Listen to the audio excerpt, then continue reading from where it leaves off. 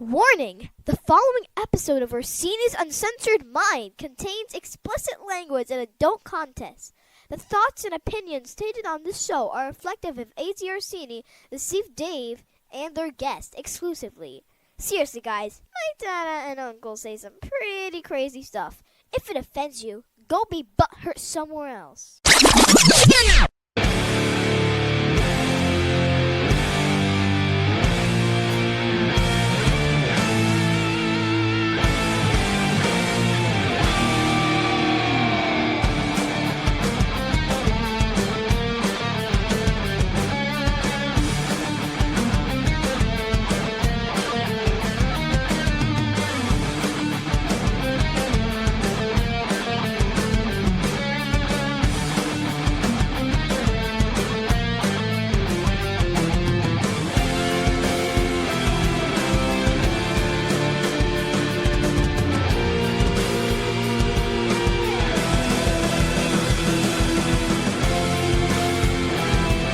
Welcome to Orsini's Uncensored Minds, and now your host, AJ Orsini with Dave.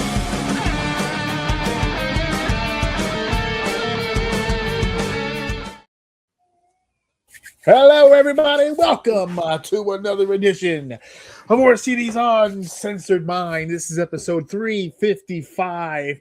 We're here at the House of O getting into it because I gotta tell you something happened to me this week that takes me back to the old days, takes me back to the earlier times of Orsini's Uncensored Mind, because this episode is a long time coming. I've been pushing it back as long as I could, folks, but it's a losing battle. It's a losing battle. Today's episode is Fuck Teeth Part 3. That's right, folks. It's the return of Fuck Teeth. Because once again, those J-Brones have come back to haunt me. These goddamn villains that sit beneath my nose and above my chin that hate me so. My entire left side is as swollen as Patrick Ewing's knees in the fourth quarter, my guy. They are just thumping right now. But we're getting through it. I got the amoxicillin on deck. Got the CVS brand, acetaminophen. We're cooking right now. And after this is over, I'll load up on other recreational medications to get me through the evening. But unfortunately, this recording lands on the day before the closest dentist appointment that I could make, which is for tomorrow at 4:30 in the afternoon. So as of right now, you're probably wondering, AJ, what's the deal with the shades? Well, here's the deal. My teeth have been hurting for a while now. Kind of slightly annoying last week when we recorded. It has gone full throttle fuck me mode. And it's now spread as I can only design in my head, like the virus from Resident Evil. It's now shooting into my eyeball to the left. And all of it's throbbing, including the bright lights, giving me more of a migraine than I already have. So please excuse the bifocals for the evening. I have no cancel. I'm surprised. Look at you, committed to the bit, dude. Whatchamacallit? I didn't want poor lighting, but at the same time, I didn't want to die for the next 2 hours. So the shades will have to do. They're not actually my shades. They're my wife's shades that I found in the room earlier because I was crying and complaining about what I'm going to do about the light. She said, well, why don't you wear the goddamn shades? And I said, well, goddamn it, I just might. So here we are, wearing the goddamn shades. All of the shorts and all of the segments from this episode spreading out for the next few weeks will be confusing as fuck. Because it's going to be the one time I wear something on my fucking face during the course of a goddamn episode. So, fuck teeth. Fuck it to death. Your shirt backwards? I am not. I want to thank you for asking that question. Because that shit looks like it's backwards. Because I wore this shit. I wore this shit. Look, I wore this to work. And let me tell you something. When you have the first 10 people you meet at work tell you, is your shirt backwards? You start to put it together, and whoever designed this fucking shirt is a fucking idiot. He's an asshole. I like it because it's one of those, like the fabric is one of those sweat, like moisture absorbing kind of fabrics. It kind of helps you as a person who moves around a lot for his profession. I need something to make sure that the titties don't sweat through all the way. You know what I'm saying? We don't want to get any under boob sweat, so this is the perfect shirt for that. Perfect shirt for that. How you doing, Dave? How are you feeling today? You doing all right? Yeah, I'm okay. I'm good. I'm alive. I'm here. Another fucking day. Survived it. Another fucking day. We made it to the end.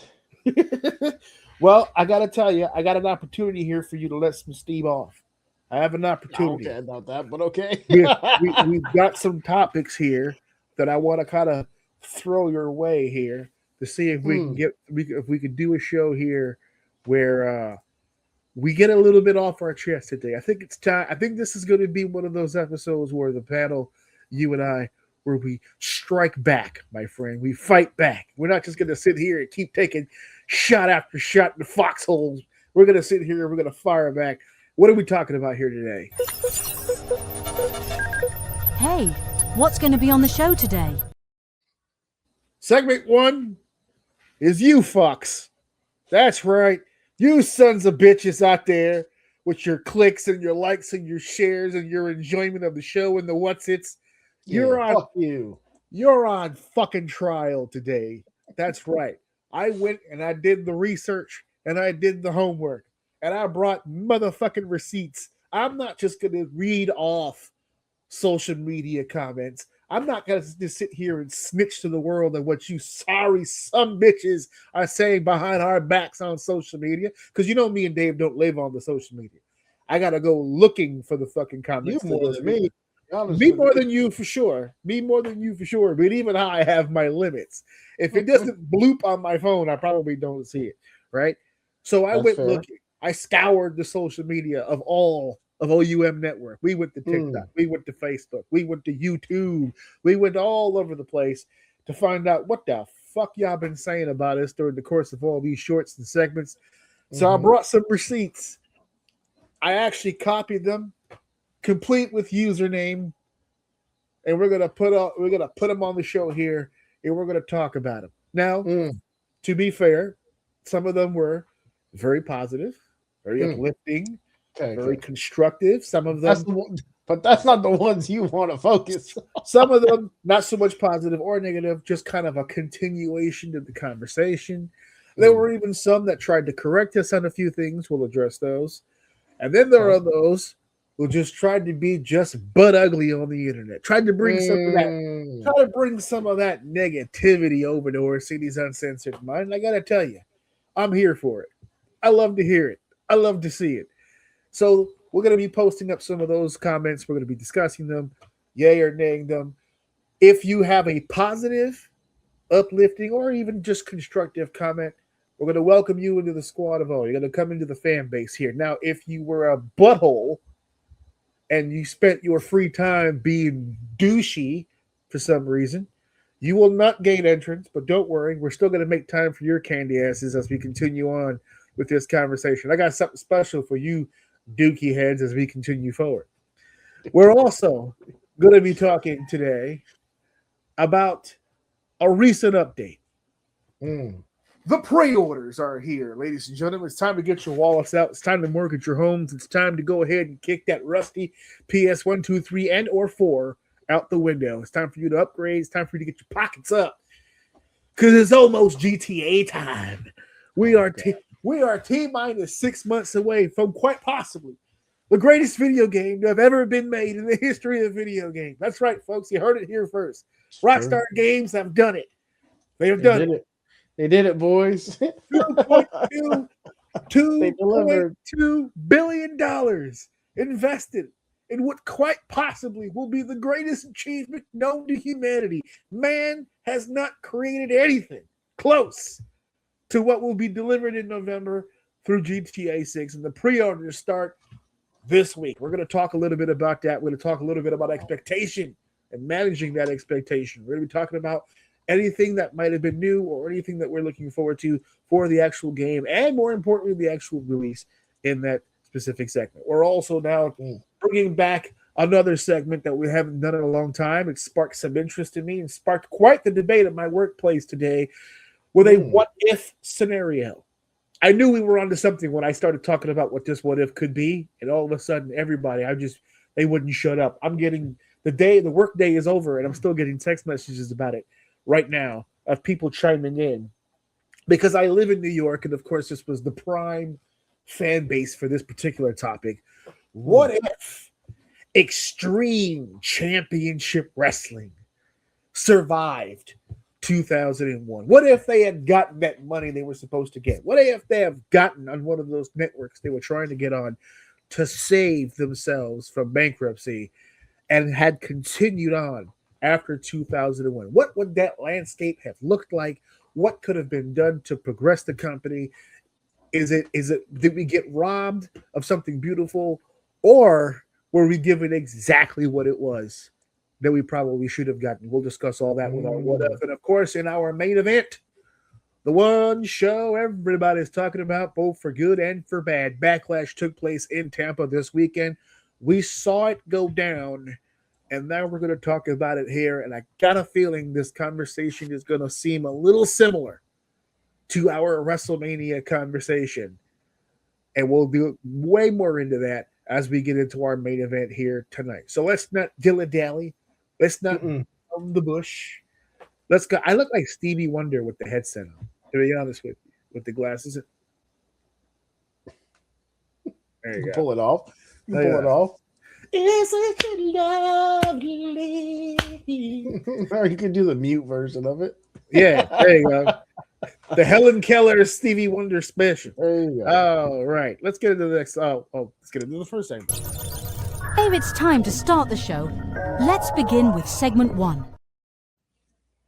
And here we go. Now, into it, because you're making this sound way worse than what you try to gas this. Try to put a battery in somebody's back. Listen, and I'm not going to let you do it. I'm not going to stand for it. Is what it is. Nope. Listen, I'm a showman. We have a segment to sell. I'm selling it. But here's the deal. Okay, so I numbered them in order so that we didn't gang up on we didn't gang up on anybody. You know what I'm saying? If there were replies or more comments to the same video, I kept it in a string. We'll explain. Okay. First and foremost, I want to thank Mom, not our mom, but FT Mom, for her comments. And we'll get to that in just a second. So let's bring up here, it's social media comments. We're talking about it here. I'm going to go ahead and I'm going to pull up our first comment that we're going to talk about here. Boom. Let's see it. Says, oh, okay. So this was, let me pull up so I have reference myself as to what the comment was addressing. So on the Street Fighter versus Mortal Kombat short, they're all shorts basically. It said, who will win the box office? We had a comment at Making Bones Doing Dirt. Previous Street Fighter movie was pretty terrible. They already know how to make stellar MK movies. Now, Enough said. That's my point. Now, hold on a second, okay? Everything that this man said was 100% subjective, okay? It's neither here nor there. Previous Street Fighter movie was pretty terrible. Okay, it wasn't going to win an Oscar. I get it. But Raul Julia did his thing. Everybody tried. They already know how to make stellar MK movies. This is where I have my issue. Stellar? Yes. If you want to say they're better than Street Fighter, I'll co-sign that. Stellar? Yes. The first two movies or the last movie you just saw? I don't know. Is that yes? What are we talking here? Are you comparing this to The Notebook, or are you comparing this to other video game movies? Are you asking me or him? Because he's the one. Who the fuck? He can't respond. I'm doing a pod with you, not I'm Making Bones Doing Dirt. I don't know what he's referencing. They already know how to make a. I don't know what he's comparing it. Okay. Are we? If we look at it, because I'm agreeing with Stellar, so I'm agreeing it with my perspective on that. And are we comparing it to the Titanic, or are we comparing it to other video game movies? If you want to say that the MK series is stellar, I will put it a notch below the Titanic, but I will put it a notch above putting it with all movies. But I will put it one notch above the original Super Mario Brothers movie. It's better than that, for sure. In comparison to those movies, I want to argue that, but I haven't. Well, you said the first Super Mario movie, the first one with John Leguizamo and that movie was ass. yeah, he makes a great point. Let's not die on this hill. Yes, it was. I think the MK movies are actual watchable movies, where the Street Fighter one to me was not. So he nailed it. Absolutely. All right, he is correct. Well, number 2, same video. Says, why does this guy act like such an expert? He's a full-blown loser. The subject matter is the tell. Now, I just remembered something. Oh, hold on. Wait. Is he talking shit about you? Yeah. Okay. Hold on one second. I'm going to go back to the first guy for a second because I just remembered something. I forgot to say this at the beginning of the episode, the beginning of the segment. So, as I said in the build-up to the segments, if you were positive or constructive, we're going to welcome you into the squad of O. Okay, you can have the conversations with us. You're in the group. We'll hear you out. Okay, so for making bones, doing dirt, since Dave definitely agrees with you, I don't have a problem with what you said. I just, it's neither here nor there. It's part of the conversation to be had. So making bones, dirt. Hell yes. Hell yes, he is in. Okay, hell yes. Now, this dickweed right here. Why does this guy act like such an expert? He's a full-grown loser. And the you subject. You can't be so angry you typo in a comment. Why does this guy act like such an expert? He's a full-grown loser. The subject matter is Space the period. Okay. Space period. Okay. So Bella Schwevitz, I guess we can say. Is this are we to assume that you are of the female persuasion with the Bella part? So we're gonna keep the grammar aside for just a second because that's an easy one to destroy you on. We're not gonna do that. What I don't like personally is that you have accused me of being a full-grown loser.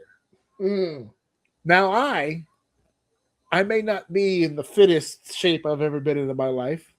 Oh, I don't keep it 100% tight. But to call me, I thought he was referring to your booty hole. To call me, how dare that? You better not be referring to this booty hole. This booty hole's never been tighter in its life. He said you looser than a muff. You grown ass loose too. Full grown loose is some otherworldly shit right there. That's crazy. Man. Now the subject matter being the tell. So I'm going to safely assume, based on this person's IEP, that when they said looser, they meant loser.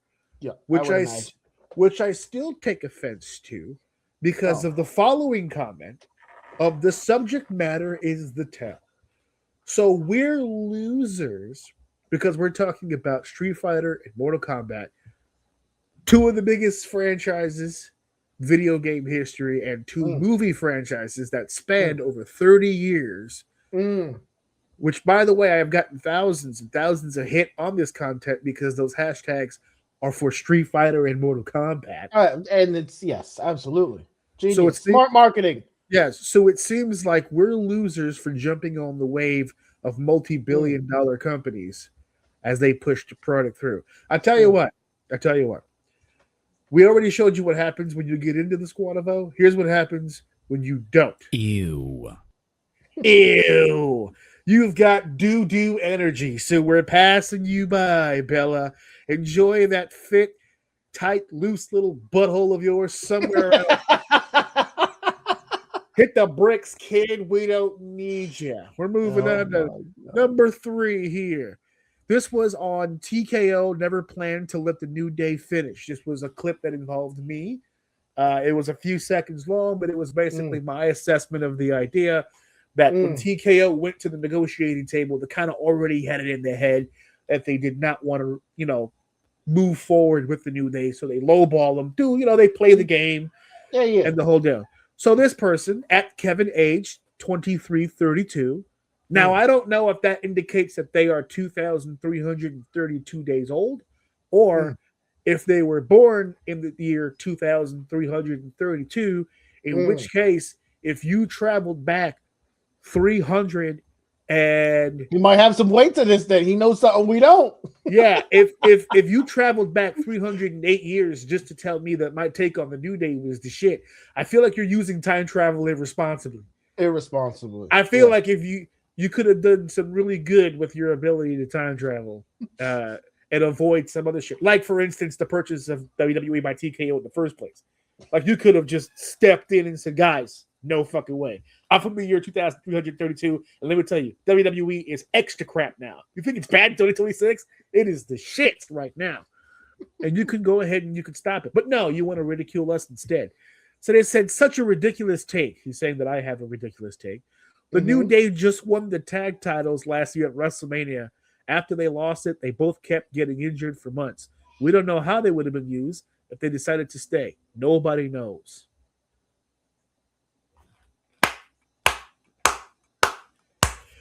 TKO, I want you to know firsthand here on the OUM network on Orsini's Uncensored Mind that Kevin H has hit the nail right on the head, folks. They should, both Kofi Kingston and Xavier Woods, should without a doubt keep both of their seven-figure salaries, if for no other reason. They won the tag titles at last year's WrestleMania. That's it. That's all the business that you need to know about this contract negotiation. They won the tag team titles last year. They instantly, that there shouldn't even, what contract negotiation? What are you talking about?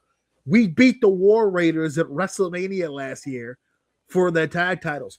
We're obviously seven-figure fucking guys. Okay?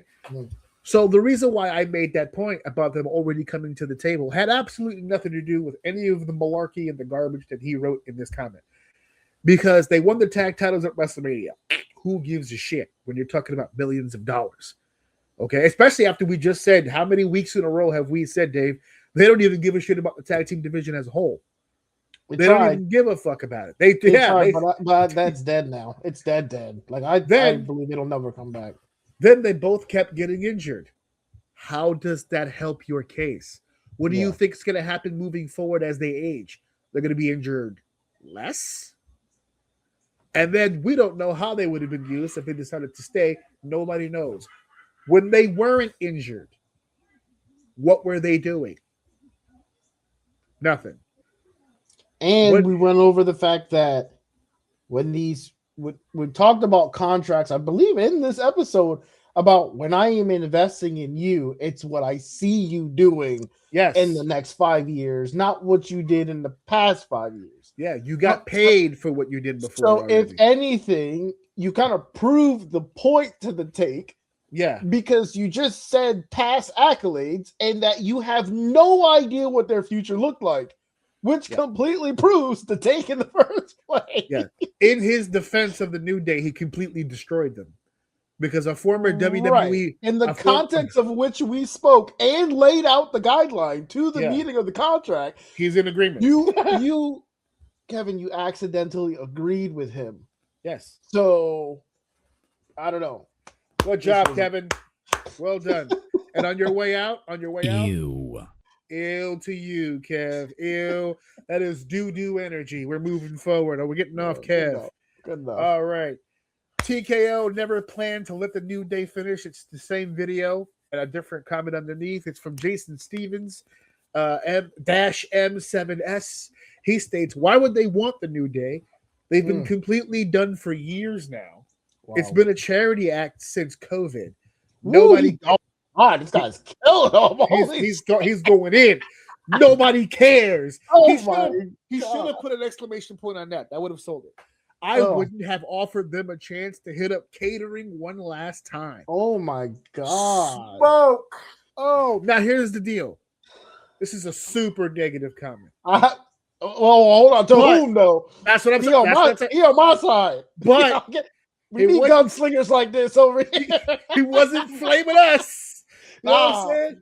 You got to Jason keep brought- the shooter in the tuck. Yo, bring him over here. Jason brought the heat, He did. but it wasn't on us. So I will file this under constructive conversation. Now, Yep. do I agree with what he said? No, this is a bit far. This Well, is the a bit pendulum far. just swung in the other way. I Yeah. think. Like Yeah. The I first wouldn't comment call was like, New Day a charity act, but I Yeah. love the energy. yeah, I love love the energy. Keep it I love- up. You know what I mean? I'm not telling you to stay neutral. You know, I want you to go hard. But Yeah, I yeah. think for me, I wouldn't call him a charity act. But Yeah. That was a bit much. Yeah. He Yeah. said, since COVID, nobody cares. Jesus Christ. God damn, Jason, slow down. Save two-word some pussy for the sentence is rest of fucking us. crazy. Holy shit. So since he really didn't flame Bring him in. us, he's Bring him in. in. Hell Bring 'em in. yes. Hell Bring him in. yes, he's in. You're in, buddy. We need more guys like you on the front lines. There's no friendly fire. All right, no friendly fire. I already you're a loose cannon. I can Yeah. see it already. No, you Keep can't it going tame. the other way. You can't tame this beast. You can't tame Jason Stevens. You know what you're getting. Yeah, I was just gonna say we know who we hired, bro. That's it. we know what we're doing here. Whatever, Okay, it'll get here we go. results. So I kept these two A together. 'cause- twofer. Well, I kept this one together because I guess he wrote what he felt like writing and then ran out of space. So he Fair just enough. Fair enough. commented under that. So Chili Willy here on the video concerning Michael Jackson, the 6-year-old prodigy. This is a short clip where we discuss the fact that he was a prodigy in music, that he started very, very young. He was 6 years old with the Jackson 5. He shares a story with us. He says, I was a 12-year-old 8th grader when I first started to hear the unfamiliar voices of Michael and Jermaine and Jackson 5 songs on the radio in late 1969. So he's an OG. He's an OG. Damn. OG. Okay. He didn't, when he heard that clip, he didn't just hear us. He felt it. He felt it. Yeah, Yeah, he felt it. His eyes closed. to him, it's not a take. It's a memory. He's going back. Listen. Well, let's hear him out then. Let's hear him out. Said, He was there. He said the photos and linear notes on their first album's front and back covers gave us our first, and I didn't catch that there. So as a person who saw the Jackson 5 from the beginning of their time in the music spotlight in October 1969, as a 12-year-old 8th grader, it's just too hard to duplicate the impact the whole group made on the music industry up until, and I guess there's more. I forgot to hit to read more, but he's going in. I like the fact I like comments like this. I like comments like this when they start going in like on their own personal takes about the topic. I like that. Yeah, see, this is what I mean when I say like adding to the conversation, right? Where it's just like that's something I could have very easily, like if we would have been live doing the Michael convo, like I would have put that up on the screen. That's pretty dope. So we're gonna go ahead and hell yes, Chili Willy. You're in, Chili Willy. We're good to go. Okay. So this one is very short and this one's- sweet. This one's very simplistic. I put this one in here on purpose because it said the dark future of WWE's TKO's new business blueprint revealed. This is a 2-minute clip of me basically breaking down how I feel that this is going to go down for TKO. And I went very in depth about the plans of TKO, about how they plan to keep WWE and bleed it dry and then sell it to the Saudis. I laid out this whole plan that I thought was going to happen. Very elaborate. To which J. Rod Numero simply wrote facts. And J. Rod, I felt that. Yeah. I felt that. Hell yes. Yeah, Hell I yeah. tell you that segment specifically has lived in my head rent free since you said it, and it's making a lot of things when I'm looking. Like my brain is reaching and overlooking. Right? It's like Yeah. once you see it, you can't see it. But there is a weird. I think we'll kind of go over this a little bit when we get into our later segment. But like, there's strong, quick, weird pivots happening right now. It's obvious. And So we're going to talk obvious. about some of those when we go to the Backlash pay-per-view review at the end, because there Yes. was some very noticeable changes made Very nice. Did you watch Raw? thematically. Yeah. Yeah. I did. And Okay. Yeah. so Crazy. there's- This weird.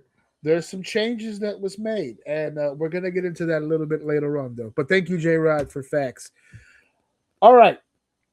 This one was for the Michael Jackson's quirks, the strange side of a global icon. We kind of broke down some of the things that Michael was known for that was a little on the weird side. The chimpanzee, the skin tone.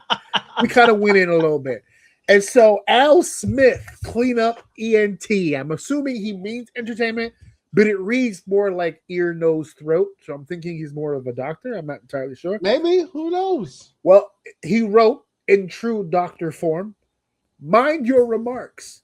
Silence your fat zazz up about Michael, space.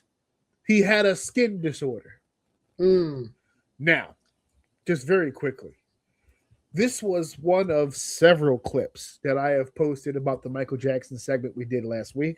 And there's more to come. On about 3 of those clips that I posted, we mentioned he had vitiglio disease. We mentioned that it was a disease that had symptoms that was beyond his control. The one clip that he commented on, I double checked. I watched it again.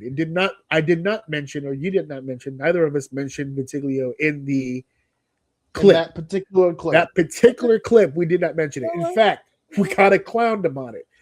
So Al comes out of nowhere to defend his boy.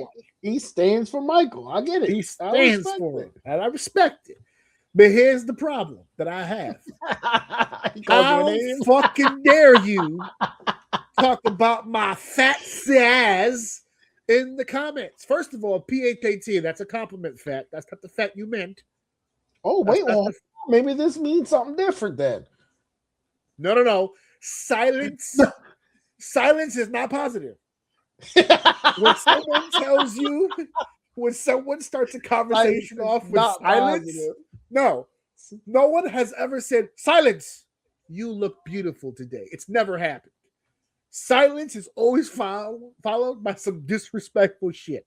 And that's what happened here. First and foremost, he wrote ass backwards and then followed it by 2 Z's, which assumes that it's code. It makes me feel like he's both dyslexic and narcoleptic. Nah, maybe he thought it would have blocked his comment. So he wrote it backwards, and then he fell asleep while he was writing, and then woke up and wrote up to let us know that he was up about Michael, which now and he stands for his boy. He didn't even spell Michael right, bro. And then the space he had, maybe that he had another he. Maybe it's a he, like Michael. I can't tell. Like maybe Michael. he deleted it. Yeah. Hey. He had a skin disorder. Yeah, well, guess what? Ew for you, my guy. You're not going to talk shit about my zazz on the internet and think you're going to get away with it. You're not joining the squad of O with that attitude. I want you to, if you were standing for us, you'd be on. But you're going to sit here and grammar it up. Fuck you. Here we go. Michael Jackson's unmatched success and global impact. Here we go. At Rubend9391. Aside from being the most awesome artist the world has ever seen, a contributing factor to his invincibility, GOAT, is the fact that he came on the scene before the internet and went out before modern internet. Wow. That's a good take. That's a good take. That's a strong take. That's a strong take. That's a strong take. In fact, hell yes, you're in, brother. This is somebody who's obviously lived through it. He was speaking from the heart. A little bit of jealousy. In there. I mean, a little bit of like, I wish I wasn't around during this damn internet. Yeah. Like I wish I could go out like that. No, but that's a flex. He's right. Because even to this day, Michael is one of the best-selling artists of all time, and he did it before it was clicks and buttons. You had to go to the store to pick up his shit. Back in his day, you needed to have effort to listen to the music you was listening to. That's why back in the day, you ever walked into somebody's house and they had a large collection of either vinyls or tapes or whatever or 8 tracks or whatever from that time period. That was impressive because this motherfucker went out, found locations to buy the shit, spent the bread, brought it back to the house, curated that shit. How many times did you used to walk into your boy's house and just see crates with just vinyls and just oh man, beautiful stuff. So he's in, brother. He's in. Hey, you didn't give him a bit. Yeah, I did. I'll give him another one because I didn't fucking hear it. There we go. Let's go. Hell yeah, that's a good take. So this was for the BTS conversation. We're talking BTS with me and Steph. We were talking about the guys from BTS. We were talking about the upcoming tour. We broke a lot of shit down. This is a standout comment for me because me and Steph spend a lot of time on the internet looking up BTS stuff. And this particular comment, the 7 Kings with the 7 Purple Hearts, is on almost every one of these videos. You ain't shit on the internet until you get these 7 fucking hearts. And we got them here on Orsini's Uncensored Mind. We got 7 hearts. RM, Jin, V, Jimin, Jungkook, Suga, and I always forget the last guy, but that's okay. They're all. So here we go. Another one here. New Kids on the Block changed the halftime show. This was an interesting comment when we did this for the Super Bowl here. Jade McLaren, 6'7", if I'm not mistaken, the halftime show was interrupted due to the Desert Storm War starting. The guys at New Kids on the Block have asked for a do-over since then, and U.S. blockheads didn't get to see the show. I'm all for it. Love me some New Kids. Update. Sorry, it was announcing the end of the Gulf War. My apologies. You see that? Double back and corrected its history. It's cool. She checked her own work, came down, didn't even edit. Just completely did a whole new fucking update to it. Yep. Took accountability. Guess what? Hell yes. Hell yeah, you're in, Jade. Don't you worry about it. We love women that can take accountability for their actions. I love it. We need more. I love how you male chauvinistic that shit up. I love that. No male chauvinistic. Double down. Hey, let's go. Double down. Go ahead. Accountability is a rare thing in this world. I love it when I see it. I'm just giving props. That's all it is. Hey, my wife hates it when I say that shit. So. Oh, my wife hates it too, but that's all right. Okay, that's all right. So you know what you're doing. Good enough. You want to hear it anyway. I stand behind you, dude. Let's go. Let's keep on. He's like, yeah, I stand behind you. 12 feet behind you, brother. All right, here we go. At Jimmy Mac 7298. When it comes to this is a conversation that we had about the console wars being over. I actually always wanted this. I think this was after one of your points about the different consoles now linking together where players can play with each other regardless of which console or which apparatus that they have. So I actually always wanted this. Games should be able to be played by everyone. I wonder what the idiots online who gush over one system are going to try and shame others who don't play the system they play on. I'm sure the fanboys will find something. Boom. Hold on one second. Where is it? There it is. Jimmy Mac out here throwing the shade, throwing the gauntlet for all you tiny PP video gamers out there who keep messing with people because of your preferences. Jimmy, hell yes. You're in, big guy. Great comment. Yep. Great stuff. Right, it's a valid point, too. It's a valid point. What will you have to complain about now? That's exactly how they behave. So it is what it is. All right. SP Spitty in the hizzy on the same video, console wars being over. I like that everyone can play together on most games, but let's be for real, Xbox for the W. Now again, in that particular conversation when we were talking about the Helix, this was some new information coming out. This is a new system coming out. This guy seems to be excited, but he's still on board with the cross-platform play. Yeah, what do you think? You think he's throwing shade? You think he's in? No, he's not throwing shade. I mean, he's wrong, but that doesn't mean he's throwing shade. There you go. You know what I mean? And it's okay to be wrong. That's how we learn. See, you jump out the window like this, you get ridiculed, you feel bad, you start thinking bad thoughts about yourself, but you recover. You know what I mean? You get better, then you go buy a PC and realize anything you play on your Xbox can be played exactly the same on a PC with better graphics. Although I will give him the benefit of the doubt. It is relatively a lot more expensive to do a build today than a few years ago. So fine, but some Xbox for the W. It's okay. Look, he's cool. You know what I mean? He can come over here. He all right. Yeah, he's in. Okay, let's go ahead. He likes what he likes. You know what I mean? There you go. Good morning. There you go. He's in. All right, we're keeping the energy up. Oh, here we go. This is the one where Dave's character was being questioned. Here we go. On the clip. It's the worst. You made that shit sound crazy. I told you it wasn't going to be that bad. On the clip where you explained that you don't like shows about children, okay? I think this was the Stranger Things? Yes, this was the Stranger Things conversation where you're like, you didn't really get into Stranger Things because you just don't like shows about children. And Right. Cullen Farron, 3750, eloquently wrote, weird take. Just weird take, bro. What's weird about it? So here's the thing. I'm gonna give you a chance right now to jump off that soapbox. I don't. I'm gonna give you a chance. Your title, that shit is fucking crazy. That shit is crazy. I don't like shows about children. That might, I'm not gonna hold you.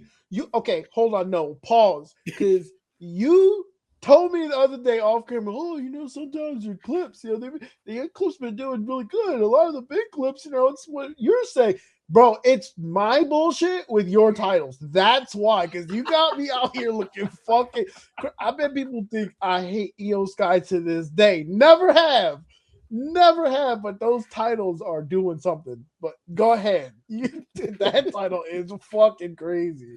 well, for the record, it's guaranteed to not get his flag because the beginning of it simply writes, do not like shows about children. There it is.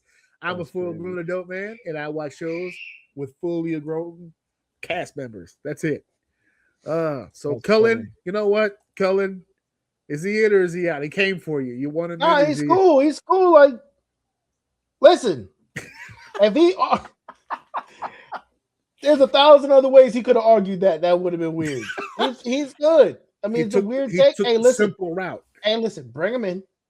Then I can elaborate what I mean more, and then maybe we can understand each other. You know what I mean? He didn't do nothing crazy though. I'm here to build. So I'm not trying to break nobody down. There you go. Bring him in. Hell yes. He's in. We'll figure it out, bro. No, trust me, it's not as weird as you think. Watch the whole segment. The whole segment is there. He goes into great detail as to what bothers him about the kids. Just go ahead and go back. Listen. Okay, this was the start of a conversation. So this is like the next three, right? So just follow along with me here, okay? On the clip, they had a full-blown conversation without us. It's amazing. Did Drew McIntyre lose more than the title on SmackDown? That was the name of the clip. Okay, I remember.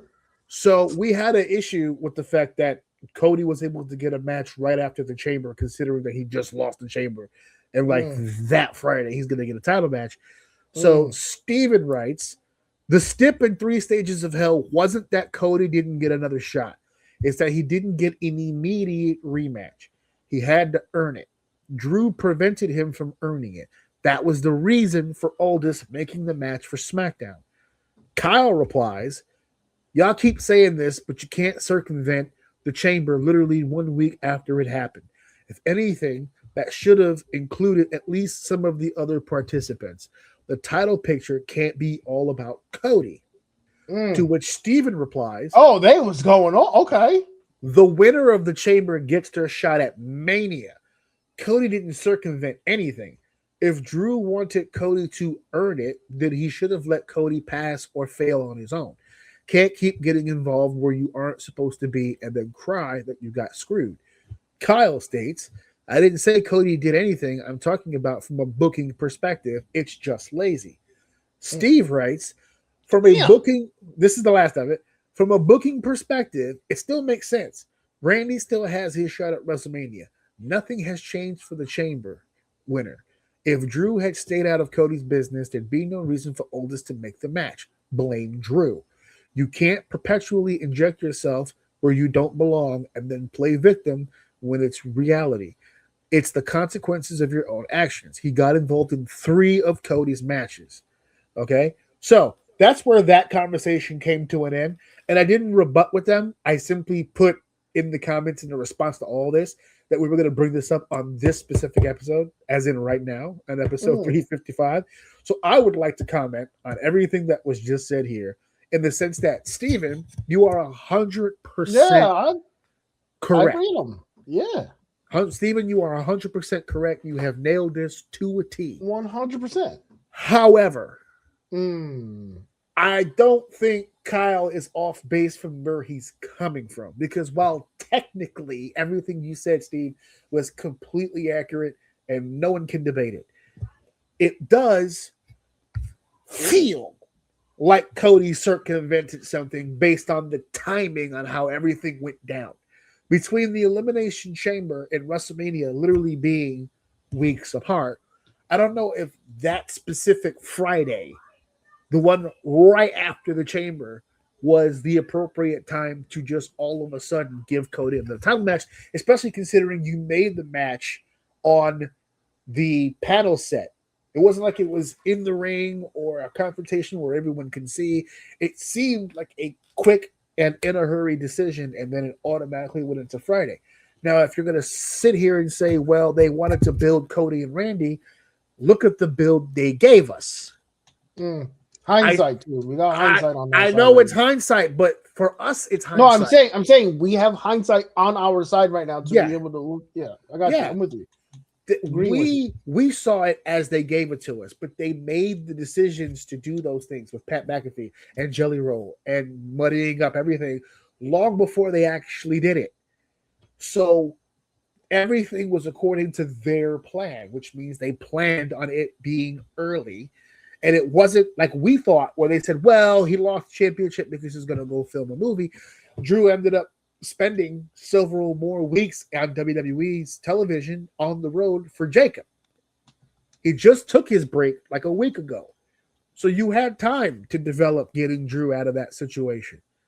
You could have done a lot more in that particular situation. I get where Steven's coming from, and he's got 100% correct. As a matter of fact, the next comment, Ace, I've never been a Cody fan. This is all the same video. I've never been a Cody fan personally. This is insane. They're munching him bad. And then this guy, Chris, wrote a goddamn book on all this shit. And I'm not going to read the whole thing, because all it really comes down to is all this is one giant condescending message about what it's like to be a wrestler who's going off to film a movie. Like nobody in the comment section understood what that was. He just felt the need to go in there and say all that. Oh, and by the record, it's all for nothing, because as you mentioned earlier, hindsight being 2020, we didn't know he was going to film a movie when all this went down originally. We found out after the fact. So, as far as we go back here, Steven, go ahead. Hell yes. You're in. Yeah, I mean, even the other. See, this is one. It's so weird being on like the outside of these, because I'm usually like on the inside of these. But it's one of these weird moments where you're both correct, and for whatever reason, neither one of you understood that with each other. No, I think so. It's like a little bit of like a condescending back and forth. It wasn't that deep. It didn't feel like that deep for either one of them. But you could tell that like they both. It seemed like they both disagreed, but in actuality, like they're both correct. Yeah, it happened too fast. And here's the thing, although yes, Steven, you are correct. They can make sense of this. It does make sense if you think about it. But now you're talking about people like maybe yourself or even AJ. But think about dummies like me. I don't remember that shit. So all I'm seeing is an interference, a rematch call, and now a belt is dropped on SmackDown. And it could this could be to anybody else in the roster, not McIntyre, because we've been talking for every single time the guy gets the belt, he loses it in a fucking weird way, and it's like they refuse to give him a run. And it wasn't until later that we heard about the movie thing, which now again in hindsight you're proving that they had time to do something else in the way that they did it. So you're both, I think you're both kind of right in your own perspective of things, but I think I'm more like seeing it Kyle's way than yours, because to me it was just too fast, even though it makes sense if you break it down and look at the history. And that's why Kyle, hell yes, you're in Yep. too, because you're Yeah. fighting tooth and nail for it, and I get it. I'm here for it. As far as Ace goes, never really been much of a fan. They're munching him pretty Whoa, bad. whoa, hold on. Hold Go on. ahead. Are you about to shit on him? No, Okay. Just wanted to make. I just didn't want you to hit the button before I made a case for him. Okay, No. good enough. Because I like No, this one too. no, I he gets agree it. with Hell this. yes. Okay, He's I in. just wanted to make sure because No, this he's in. is base. I like this. This is a good No. comment as well. Nah, he's going for it. He's getting his passion out. I absolutely Hell love yeah. it. Now, this shit. Ew. No, Chris. No. I've never seen.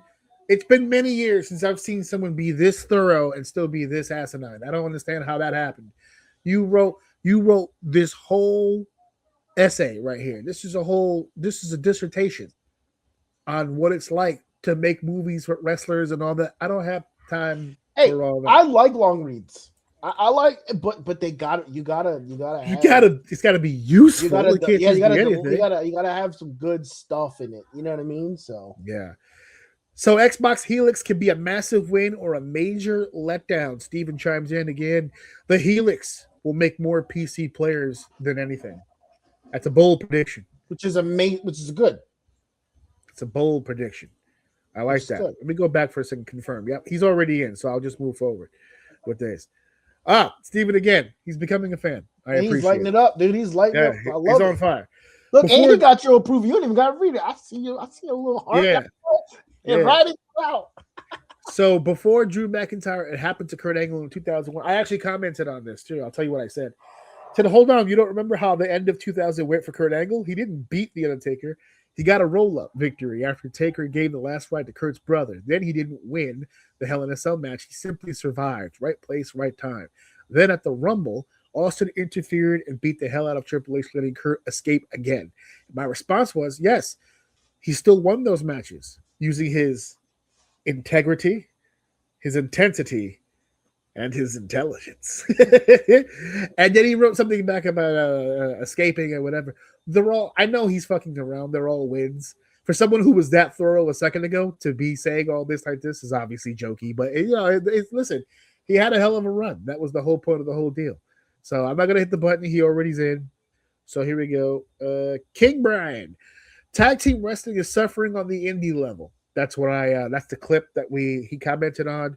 So this is the worst year of tag teams. We don't see any tag champs anymore in AEW, WWE, or on the indie level. I haven't seen yet. Go deeper then. Okay. He said, I haven't seen yet any team stand out yet. And you know what? Hell yes. I think you're in, buddy, because you're going to sit here and you're analyzing. You're doing the work. You're going to AEW. Oh, did I just X the whole thing out? You're doing the work. You know what I mean? He's doing the work. Oh, I know what happened. I X'd it out like a fucking idiot. You're doing the work, brother. And that's all you really can ask for. He's checking out AEW. He's checking out WWE. He's checking out the indies. He's doing his work. So you're in, brother. Don't you worry about that. You're in. Okay. On the possible WrestleMania 42 main events, when we were running down the women's matches that could be main events or shouldn't be main events, whatever the case may be, Millicent Christian wrote down that he's picking Jade to keep the title. Whoopsie. But that's okay. You know what? Hell yes. You're in, brother, because you took the chance. You took the leap. You went with it. You didn't cower out, didn't pussy out. You went out there and stood on your business. Now you were wrong, but God damn it, you stood on your business. I appreciate it. The real El Grande Americano, how he became a global sensation. We were putting over the fact that Ludwig Kaiser has been doing such a great job with the character. They have no intentions of taking it off of him. He's doing a spectacular job. And Buffalo chimes in, nah crap. Bro, he is killing it, LOL. Absolutely. And if you're gonna be a fan of El Grande Hell Americano, yes. you're in, brother. That's right. Olay is it. Me and Steph were doing pricing strategy, even more by selling fewer tickets. So this was a clip where we broke down how sometimes pricing strategy can help you make more money, right? So if you're doing $20 seats and you sell 10 seats, you've made $200. But if you sell $100 seats and you sell 5 seats, you've made $500. So sometimes pricing up can still help you even if you don't sell out. That was an example of what we were trying to say about the WrestleMania tickets. Edgar Mota, complete with photo. So I do appreciate that. Put a name and a face on it, okay? That's right. There's no numbers. He's standing on it. Standing on it. So far, he's got me. But then he writes, empty seats don't look good on camera. Not wrong. The final horse has crossed the finish line. No, it's not wrong, but it's quite possibly the most obvious fucking thing a human being could say. And I'm assuming because he didn't write it, so I have to assume that he is saying that in a response to what I said, which was, I don't think WWE really cares if they sell all the seats, so long as they sell all of the high-priced seats. For sure. Which, for the record, he says empty seats don't look good on camera, which we all know is absolutely true.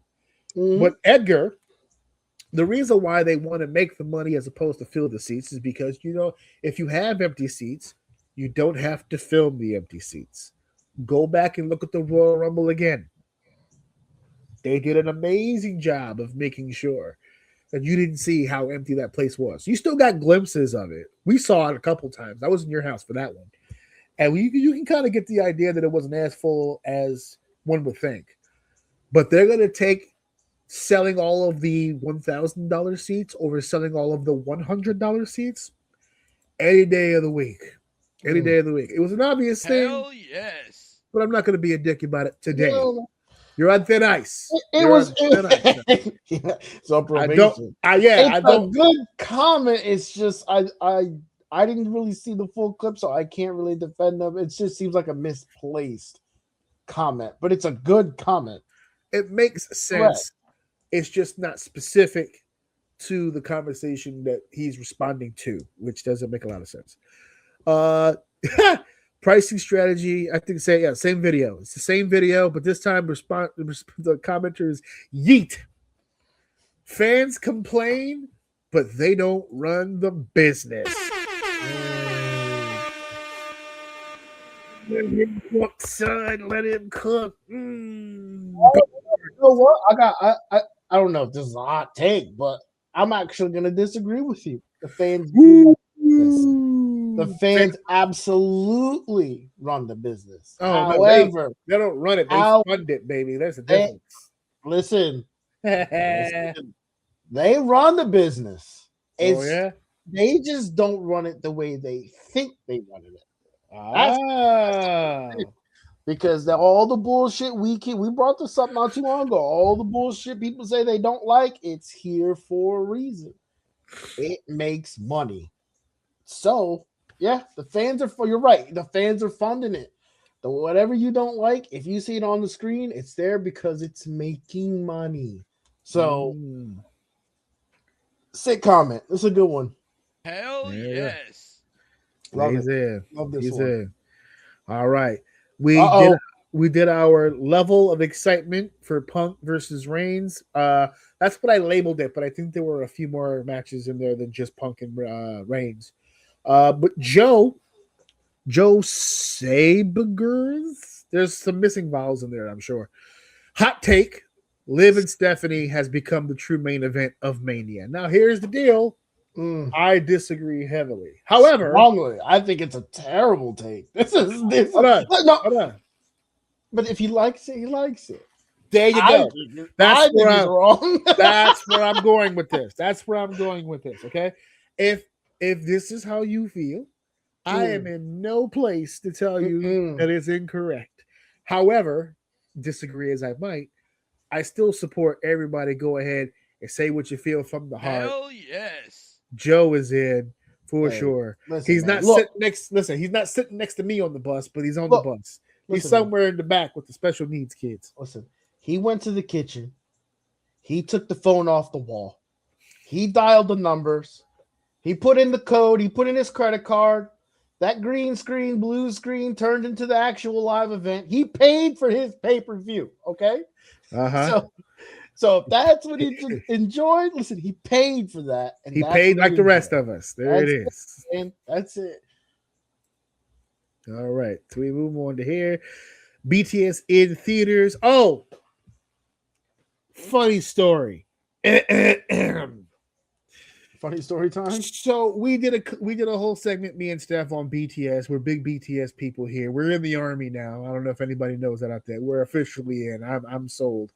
And so we did a whole thing on BTS, and I had made mention that the ticket sales and everything surrounding their comeback was so big, so huge, that they were putting the upcoming concert from their tour in the movie theaters, AMC movie theaters, along with other theater places, but more specifically in AMC movie theaters. And I say specifically because that's where we went to go watch the concert. We went to AMC movie theaters. Old jackwagon over here, Mr. XG Alfaz 2030. He writes, when they did their solo concerts, they put those in theaters too. So I don't think you know what you're talking about. So here's the thing about this. I was prepared to go into the comments and pretty much destroy this man, but I didn't have to. There was no need. Because here comes mom. FT mom states, settle down. He's someone being positive. He's praising them. Yes, mom. Thank you very much. She's on your ass, boy. She is on your ass, boy. You better get your shit together. Goodness. Now, you don't see the response here. I responded to mom and I wrote, yeah, he's not Army, because Army doesn't spread negativity like this on the internet. Okay? This is negativity. And it's also incorrect. What he said was, when they did their solo concerts, they put those in theaters too. Now, I wasn't sure if that was true or not, because I hadn't heard anything about the solo stuff. So we went and did the research. So we went and did the research, and he's correct. There were a few members that did have solo projects that made it to the movie theaters. But here's where Jack Wagon is completely incorrect about just about everything on this response.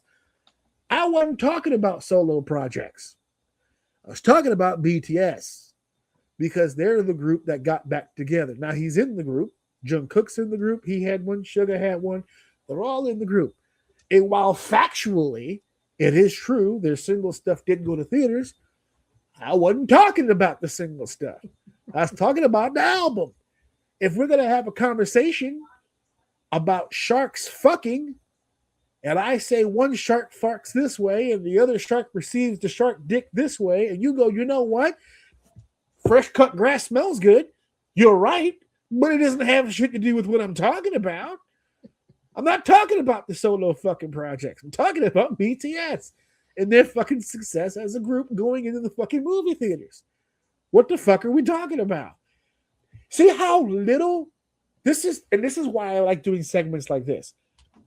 People take a little thing and they try to stretch it over the overall point when it's not the overall point. You picked one little thing that's correct and pushed it so hard because you just wanted to be right so goddamn bad. And in the end, you worked so hard to still be so goddamn wrong, but it's hilarious. We weren't talking about the solo stuff. We weren't doing a rundown of the history of fucking BTS. We were talking about upcoming projects for BTS, which was the movie theater. So, you know what? I'm going to hit him. Ew. And then Ew. 2, because that was a doo-doo, because that was a doo-doo comment. Followed by my fucking hero, mom, coming through. Thank you, mom.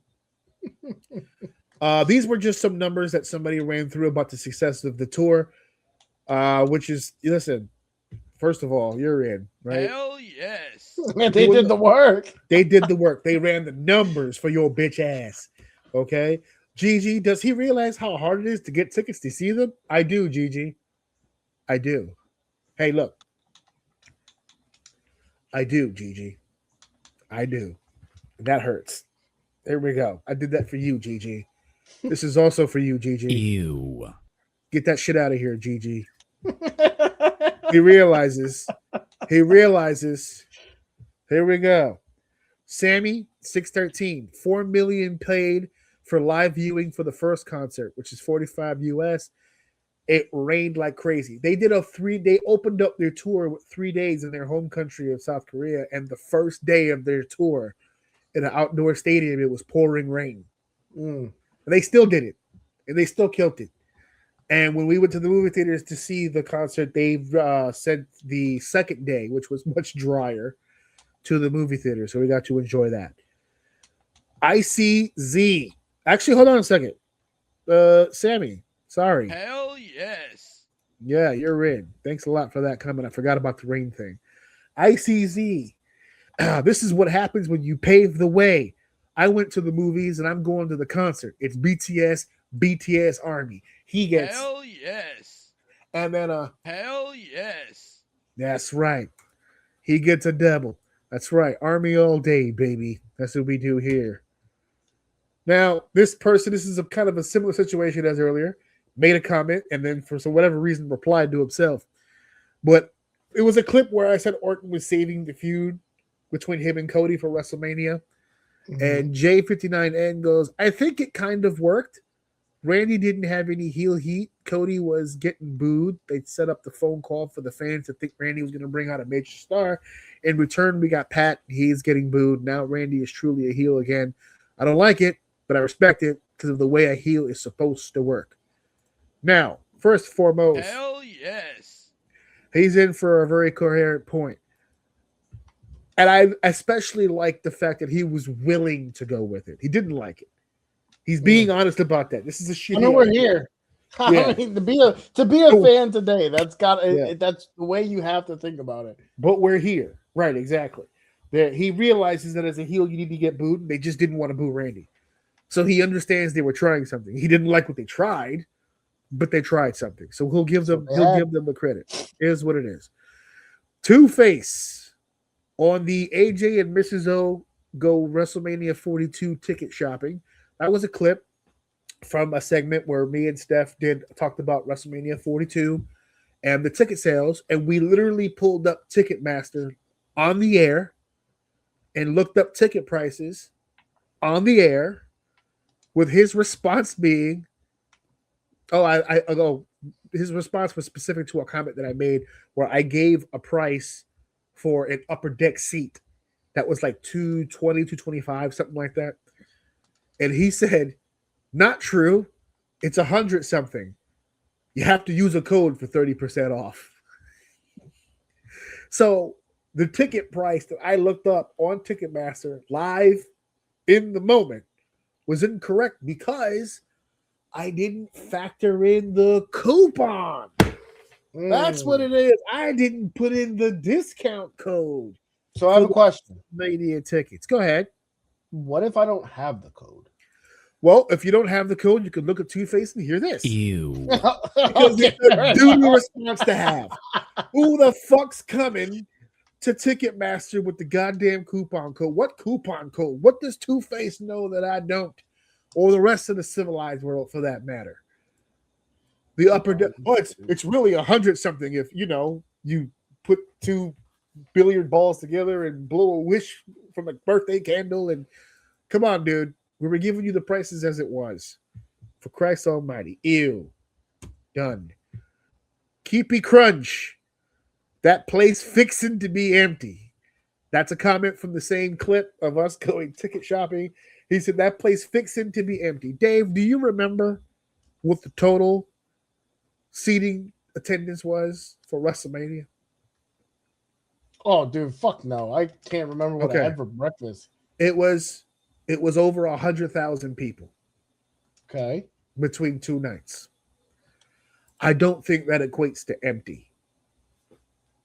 Now, this kind of arrogance from me. Ew. That's ill behavior. That's doo-doo behavior. I'm sorry. That's doo-doo behavior. You got to come. You can eloquently state that a little different. And that place fixing, I know where you're located, okay, buddy? Here we go. Yes, this is also a classic. On the clip of CM Punk bringing back his classic ROH theme, I had made some throwaway comment about not being surprised it didn't get a large reaction because I don't know how many people in that building was even alive when he used it. And that was a throwaway comment because he hadn't used that theme for about 20 years, right? So here's Regular Joe. Regular Joe states most of the people in the building weren't alive. Brother, majority of the Mania 42 crowd was easily 30 and over. I was there. LOL. Thank God that Joe was there. Because here I am, being frivolous with my verbiage, just throwing random garbage out for the internet and defacing myself, to be honest with you. But then here comes Regular Joe to put me back on my game, put me back on my toes and correct me. Because if there's anybody I should trust, it's the guy who's on social media commenting me to let me know. He ran the numbers. He was at the gate and made entirely sure that all 100,000 people he's got that the came data. through that turnstile was safely averaged to be over the age of 30 throughout the course of that event. He was there. You looking at the comment right there. He was there. He knows for a fact. He walked through every section, every bathroom, every bar, every in-building store. He was there. He ran the consensus. I don't even know if he saw the show. It took forever to run the consensus and make sure the averages were there. And for the record, he stated that they were minimum 30. And 30 years ago would have been 1996, which means that when Punk started using the theme, the individual in question would have been 6 years old. So I don't know how many people in that building remember AFI's Misera Cantera when they were 6. But if they do, that would explain why I heard a minimal amount of response for the fucking song. Because even if they were 30 and above, if they didn't pop the song, it's because they didn't know it. So it almost seems like even if they were old enough to remember, they didn't fucking know what it was. Did it, Joe? So here we go. I'm sorry to do it to you, brother. Ew. That's ill-like behavior, my guy. Okay? You have Even potential. regular- You have potential. I love the fire, brother. But as I tell my son every single day of his life, if you're going to be that active about a subject, you better be right. You better be right. Fighting my euphemism over just some. I'll admit, it was just a random comment that I threw just to extrapolate and make it funny. But Joe decided to meet. He said, hold my beer. I could also extrapolate for no goddamn reason. Shorter matches were a blessing at WrestleMania 42. That was kind of a back and forth comment between us. And I had said at the beginning of the clip that I didn't mind the time. No sense in us dragging ass through these matches. Let's just get to where we're going. The Kirby T states, no one is saying drag ass. We're saying cut down on the 10 minutes of commercials between segments and give that to the wrestlers. Now, I don't like the fact that he repeated my verbiage against me because it puts me on the defense. As soon as I start reading this, I think he's trying to be a dickhead. But the comment itself, if you eliminate the drag ass part and just look at his comment for what it is, he ain't wrong. He ain't wrong. He's saying that that's what he would have preferred.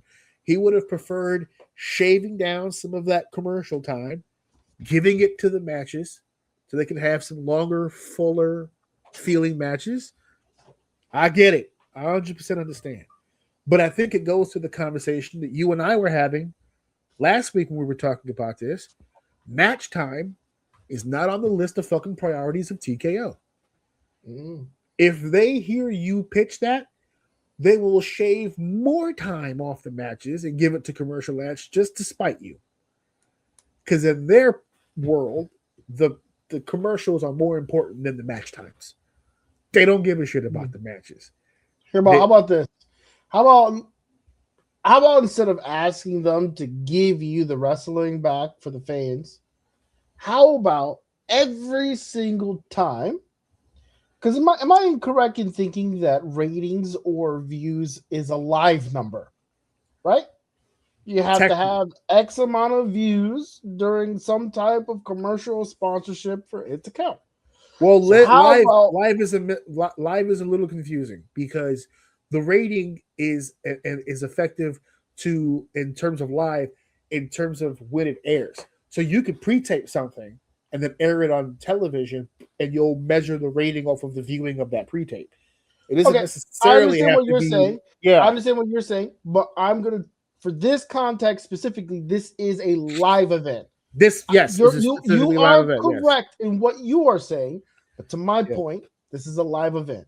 So Right. how about, instead of you wanting them to give that to you, we all, or those who hate this, all as a unit, the moment the match goes to a commercial, turn it off. Wait 10 minutes, turn it back on. And if enough people do it, then you can send a message. Because this is the exact point I made a little bit earlier ago about how the fans run the company. It's just not running the way that they like. Because, yes, that sounds like a ridiculous comment, but it's all the reason why they're able to say fuck you and do what they want to do, because at the end of the day, it's not TV anymore, right? You're not going to change. You're not going to, remember back in the day, commercial? Especially if there was like two shows you liked on TV at the same time. As soon as one hit commercial, you switch to the other one, right? They don't do that. You don't do that no more. You're watching those commercials, whether you like it or not. And at the end of the day, until everyone turns their shit off and then turn it back on when the match comes on, right? This will forever happen. And that's just the way it's going to be. That's just the way it is. So is he? What do you think? Is he in or not? I don't think it's anything egregious. Yeah, he didn't mock you. That's why you don't find anything egregious about it. But Hell yes. I don't think he mocked you either. He's basically just saying we want less. Yeah, he wants less commercials, more wrestling, and that's what I'm saying. He's not saying anything. That part is nothing wrong with. Yeah, that part, nothing wrong with that. There's nothing wrong. I don't think there's anything wrong with anything he's saying. The problem I don't think there is that either. He opened with that wise ass comment. That's what it is. The problem is the ideology of it as a whole. Like, my question to you is, when you're sitting there watching and you go, man, these stupid ass fucking commercials, are they still playing on your television? Because at this point, you're like, what are you arguing? You're staring at. Now, to you, you think that you're disconnecting from it because you take out your phone, right? You're like, oh, fuck this. So you just take out your phone, play a little game on your phone, or text someone real quick.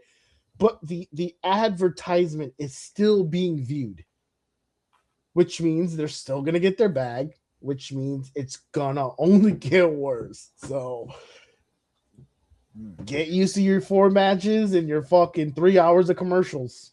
Maybe they'll show you something you like. You can fucking buy it. We here now, boys. Shorter matches were a blessing at WrestleMania 42. This is your clip where you were stating that you didn't mind it so much, that some of the matches were a little shorter, but then you also emphasize how some of the more the matches that were supposed to be longer or were bigger and more important matches got their appropriate time. Well, the Joe Bragg chimes in. Go back 20 years, WrestleMania 22, 12 matches, 8 were less than 10 minutes, only 1 was over 20 minutes. Ooh! It's almost as if this isn't new. No, Joe Bragg is definitely bringing up some interesting shit here. In terms of this is what I think is the ultimate problem, because this is a great point. If you go back to the earlier Manias, there were definitely some matches that were shorter than you remember. You just weren't paying attention to the match times back then. Every Ultimate Warrior match. Yeah, exactly. And as an example, right? But remember, I told you before we did the live, that I was doing WrestleMania 1 all the way to the end leading up to this year's WrestleMania. So I got to watch a lot of 80s, 90s, 2000s WrestleManias. And I was amazed on how much shit I did not remember for some of those shows.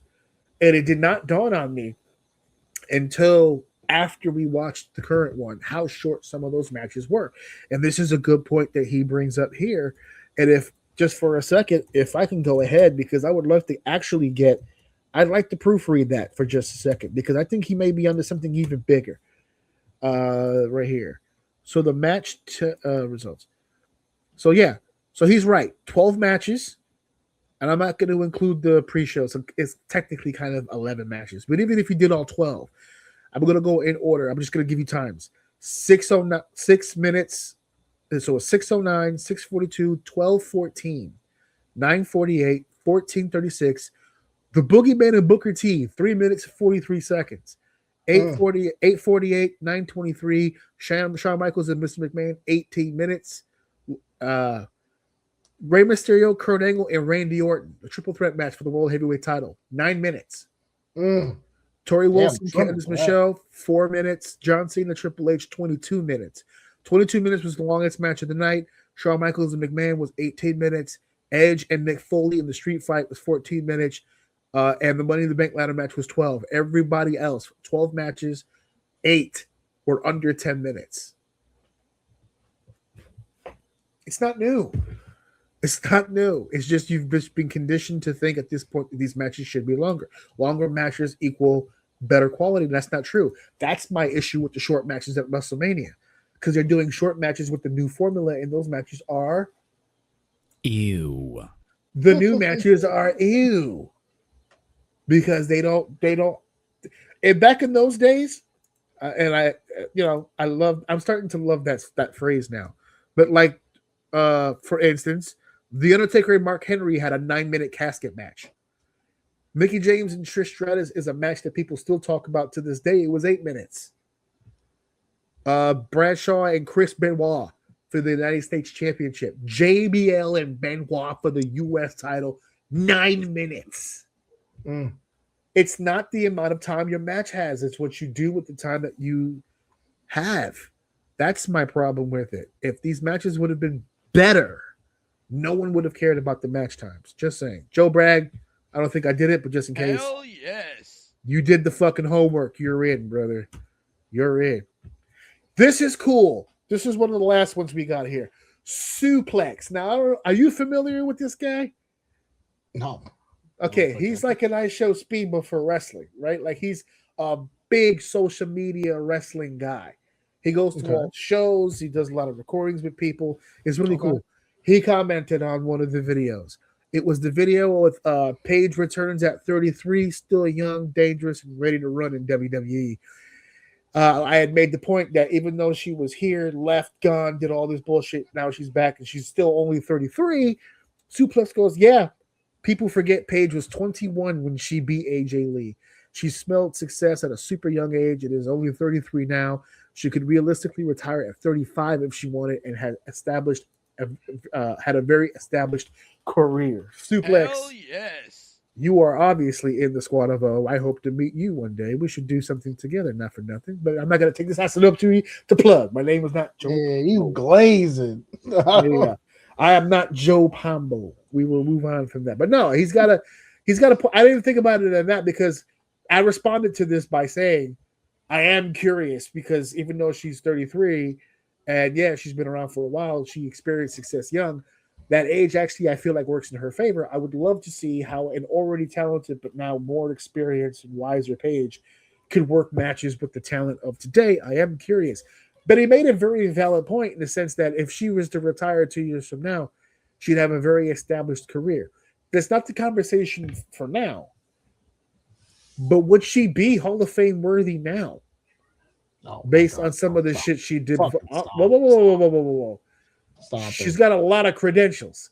And she did it in an era where there wasn't a lot of credentials to get. Now she could be a World Rumble winner. Now we went over this, which is why that looks better than that's why we just talked about that, where that is kind of glorified based on what you literally just said. So we will see. Let her have a fucking match. Well, we might not get to it because Nia's already trying to take her out. Did you see that clip? She busted her open with a microphone. What the fuck was that? This just happened. What was it? SmackDown. Yeah, I think it was SmackDown. They got confronted by Lash Legend or whatever. Like a third of the way through, dude. If they want her to stay healthy, they got to keep her away from Mount Nia. Otherwise, it's going to be a whole issue.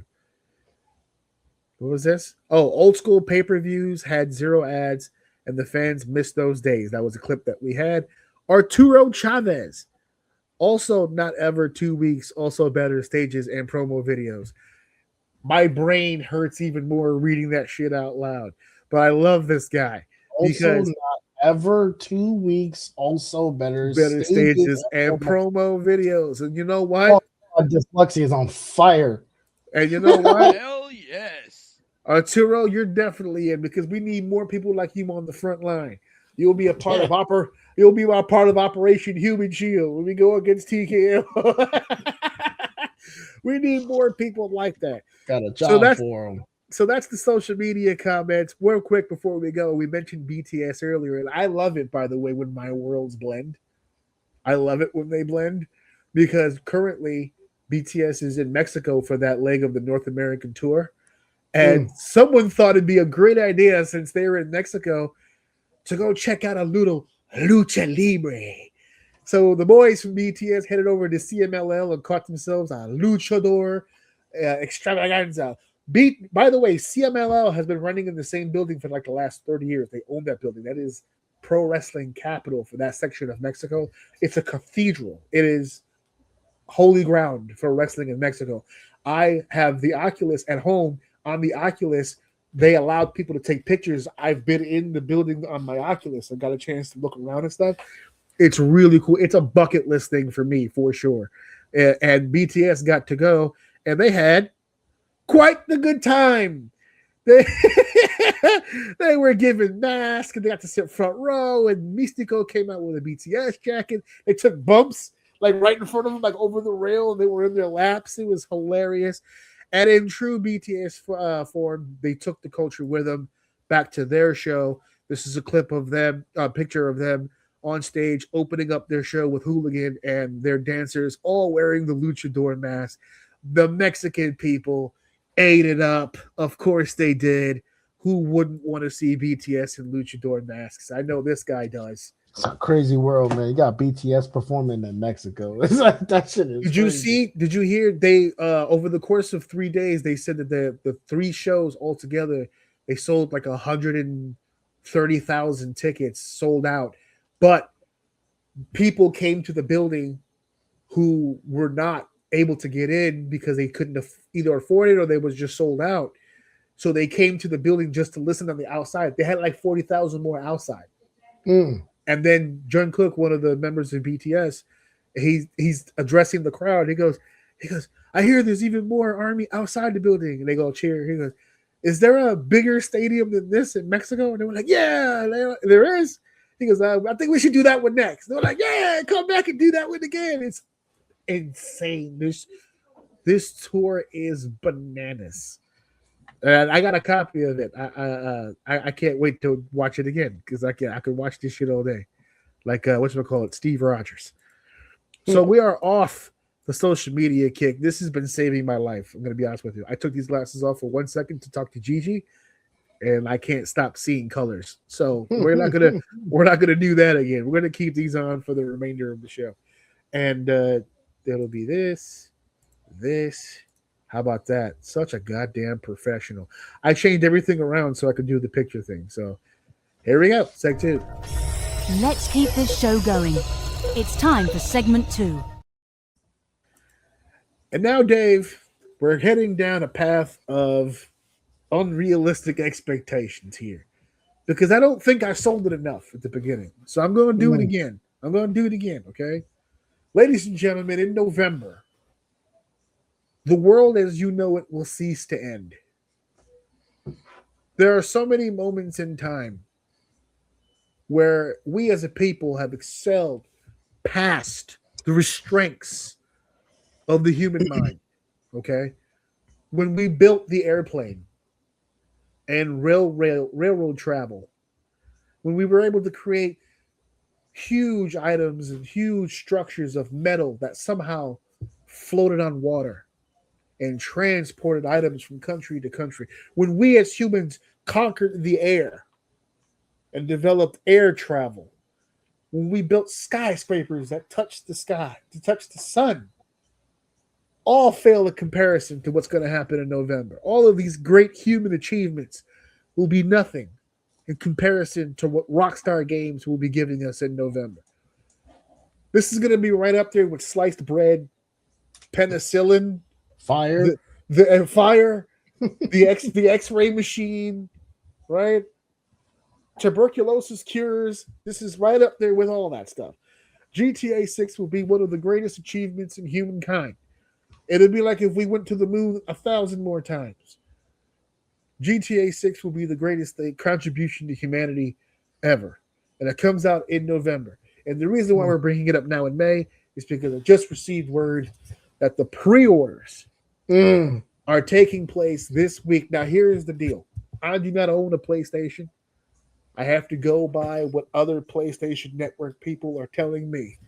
And what they're telling me is that with this pre-order comes a disclaimer. If you want GTA 6, you need to leave those old consoles behind. Get rid of them. Set them on fire. That's it. Out the window. Useless to you. Paperweights. No value whatsoever. You got to get you a PS5. That's it. There's no way around it. They're done fucking with you. All right? You've been trying to find a way around it. You're cracking systems. We know about what you're doing out there. But we guarantee you, this game is so big, so huge, it will single-handedly destroy your system if it's not ran on a PS5. It'll just destroy it. You'll play it, you'll load up the game, and it'll just burst into flames. Useless to you. You have to have the PS5. No way around it. Now, Dave, I've got to ask you. No. If you're asking me if I'm getting a fucking PS5, that's a hard no. No. Not if you're going to get a PS5. Not if you're going to get a PS5. But what do you think the chances are that this increases the PS5's? Oh, absolutely. You think this is going to be a huge? So that's a lot of people feeling like you, where they're just did this come out? Yeah, but there's a lot more people who swear by that game and PlayStation. Yep. This announcement was this week. This week. Oh, we're recording on the 12th. I think it was like yesterday when it just flooded out. And everyone look at it again in a week. See if they got some numbers. I promise you, them sales is up. When I saw the video you sent me, they said that they were sending people like literally straight out buy a PS5. Yeah. Straight, no bullshit. They just start saving the money now. Listen, letting you know we're not playing this game. You're getting it for the PS5. So if you don't have a PS5, you ain't playing this shit. They said straight up, we're not playing this fucking game with you. PS5s we're gonna sell. You had your chance. The crazy shit is they're gonna buy the PS5 and buy. So when we talk about from this day. When we talk about sales for Grand Theft Auto, we have to factor in PS5s. Oh, we have to. Yeah, right. Yeah, we have to. I don't know if that's going to go straight into their pocket. I'm sure if they're not idiots, which I'm sure they're not, they're getting a cut of that because sales are about to skyrocket. Yeah, they better. Oh, okay. They'd be stupid not to. They'd be absolutely stupid not to. I would at this point. I feel like they have to get any dollar they can get because. To be honest with you, I feel like I wouldn't be surprised if a lot of the delays that they were having were because of some type of negotiation. We have number one most anticipated game of all time.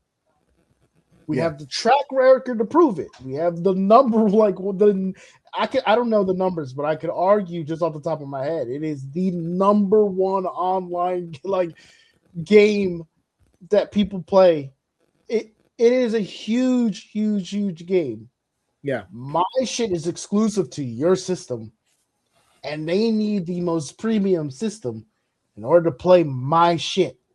They ain't nothing else in the market that is gonna move like my shit. Mm-hmm. You're gonna have to run me some of them sales. Whoa. You're running me some of them sales. And I think that's why they straight up sent the emails and said, buy a PS5.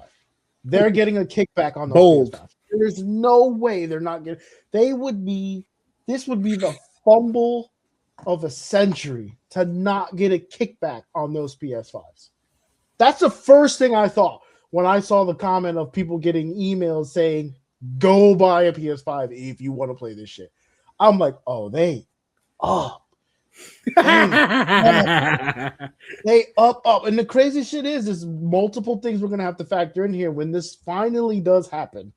There's a couple of things we're going to have to factor in. Game sales, PlayStation 5 sales, Right. and what that because there will be one. What does that microtransaction look like for that game? Ooh. I'm telling you what they spent on this game to make it, and the time that they waited is going to be pennies. I'm being a little dramatic, but they are going to make their money back. They are going to a lot. This is going to be record most sold video game, the game that makes the most money, and will win all the awards on whatever the follow-up gaming awards is to further promote it. Yeah, this is about even if you're not a GTA person, man, this game is about to take over everything. Now, is it gonna be good? I don't think. I'm telling you, man, I don't think they can fuck it up. Only thing they can do to fuck it up is that the game doesn't run properly. As long as the game is smooth and they can maintain the integrity of the game, this shit's crazy. So GTA 6 is going to be exclusive to PlayStation. Well, I don't know if it's exclusive forever, but when it is first released, it will be on PS5 exclusively, and I think maybe later they'll like port it to PC or something. I would imagine. For now, though, you can only play it on PS5, which means you gotta take this under consideration. There are tons of PC players that will buy a PS5 for this. 100%. 100%. Well, they won't be able to play it on their PCs, right? In order to play it, they would have to. Nope. And it's not like Xbox where I could get. Well, no, I'm pretty sure you can't. Like, you can't purchase. What is it? Whatever the PlayStation Plus Pass is to play the games on the system, like you can with Xbox. With Xbox, you can buy the Xbox Pass, and I can play anything on my PC that you can, for the most part, that you have on your Xbox. You can't do that with PlayStation. So in order to do this, you have to play on a PlayStation. Jesus. Big money. Absolutely. And you just said a second ago that you have no intention of buying a PS5. And this is from someone who has no intention. Even if I had a PS5, I don't think I'm not playing GTA. I'm not. I just don't play those games. That's not me. But stand 10 toes down, brother.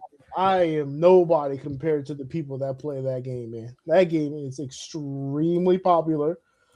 Not only is it extremely popular to the people who play GTA 5, right? They're going to come in hordes.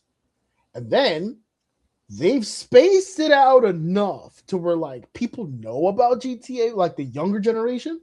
They know about GTA 5, and that younger generation may be old enough now or have a PS5 and want to jump on the new one when it comes out. So it's like you have the generations of people who play GTA 5, and then you have the younger generation who is now going to be, what's the word? Indoctrinated? I know I said that shit terribly wrong. No, like you get it, indoctrinated, They will be moving to the new. This shit's gonna be crazy, dude. It's gonna. I'm excited to see what it does. That's my thing. Like, I'm just so excited to see. Streaming's gonna blow up for a little bit. Like, what people do, what can you do? I'm sure there's gonna be tons of memes coming from, like on shorts and stuff like that. Culturally, I'm extremely interested to see what this game does. Well, as you were just talking, I was trying to look up for a specific date. I don't have a specific date just yet. The only rumor is that it's going to be this week. However, there is a website, psxextreme.com, which is letting people know now to be careful and I wonder how many people anticipated this, that if you're looking online for a pre-order website, don't buy anything, because Sony hasn't released an official pre-order yet, and apparently there are fans out here creating their own pre-order sites, and they're trying to warn people to make sure that they don't spend the money, because nothing out there right now is official. There is no official link right now. Yeah. Put your card back in your pocket. Yeah, put your fucking dick away real quick and then just understand this. So they're giving, if you want to look it up, guys, it's psxextreme.com. It's literally, the article is called Why Fans Are Creating Their Own GTA 6 Pre-Order Sites Now. It was released today, so May 12th is the date. Check it out. It's got some really good stuff on here on what to look for. Make sure that you don't give your card information to the wrong person, because there are some people out here looking to get your shit. Okay, so if I believe you 100%, I have a feeling these pre-orders are going to be outlandishly. So they're going to make a good chunk of change on the pre-order. The problem is, correct me if I'm wrong on this, the pre-order is for what? Digital download and actual, because we don't do hard copy no more, right? They're not doing that no more. So this is going to be. I would imagine it's full digital. I haven't seen any. I feel like that if there was some type of collector's edition, it would have been announced with the idea of being able to purchase it, because that would have been a huge selling point. Now this is going to be murder on your hard drive, right? This is going to be a space stealer right here. I hope not. The PS5 better deliver. I mean, it's made for the PS5, specifically for the PS5. Oh, you Now, Red Dead 2 people.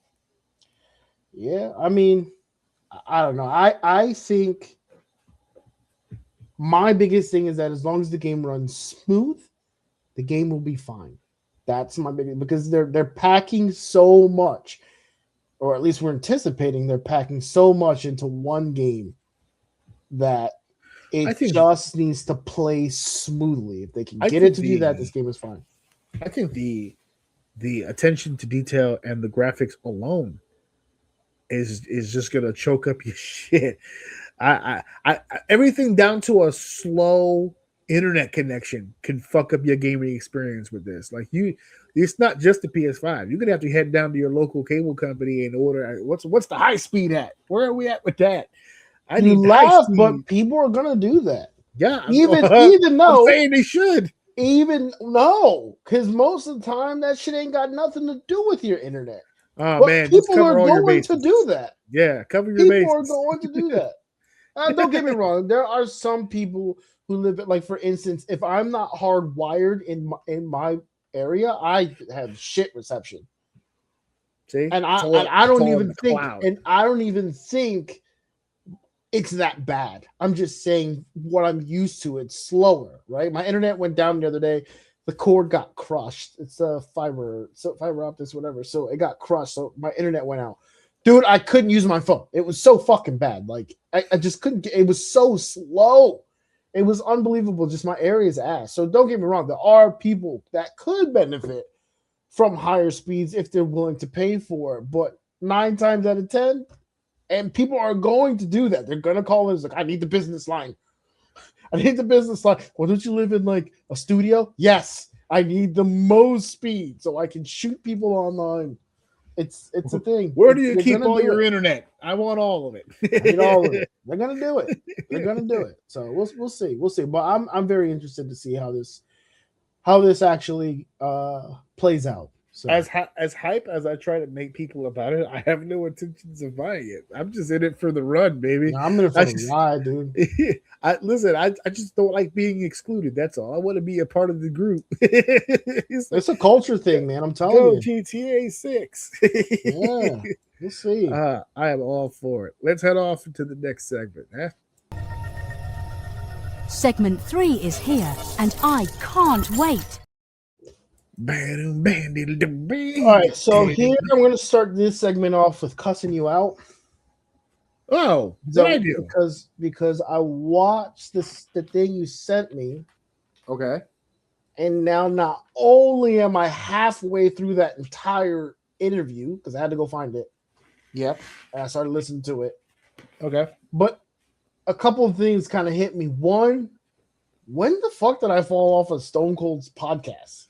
Oh, I also fell Listen off. to Yeah. it all the time. And for no real reason, because it's crazy. Because every time I get some random glimpse of it, I always ask myself, why the fuck am I not listening to this? Like, Yeah. it was gold. And then Is he still doing it? I don't even know. That's what I'm saying. Like, I completely fell off of it. But then it also kind of made me feel sad because that was an interview from 10 years ago. Yeah. Around the time where like potting was really starting to kind of like get its legs.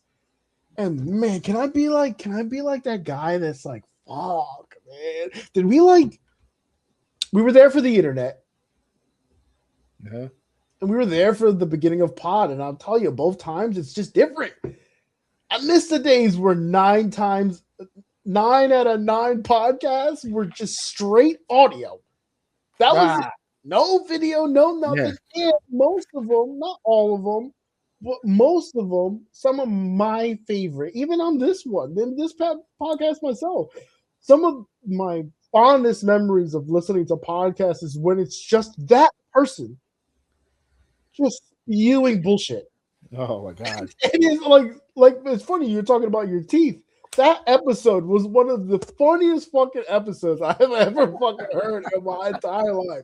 You were so pissed off about, but that's what I mean. Like just that there's a very specific like pod audio sound that we got back in the day before things got perfected and things got a little nicer, and then the quality of videos and I don't know. You just brought me down this weird nostalgia path, and I started listening. And once we're done here, I'm going to turn it back on because I want to listen to the rest. Yeah. Other Stone Colds I saw on there that I thought I was just cool. looked it up. He's So- still doing the show. There's new episodes out right I now. gotta get back on my Austin pod, and I'm running it from older pods, and Oh, you I'm go gonna work catch my up. way up You catch up. because I loved that podcast. Yeah, a me too. lot.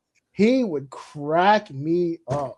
I don't know. That's why I wanted to cuss you out. I'd spent the last before we got on One here, of the like one of the 2 hours greatest just listening to that shit. one of the greatest podcast stories ever told was Stone Cold Steve Austin versus The Fly.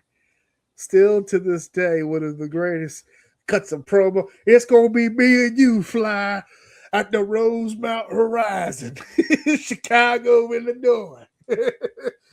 Oh man, he Such is good definitely times, man. such Oh great my times. god! But we are. Shout out.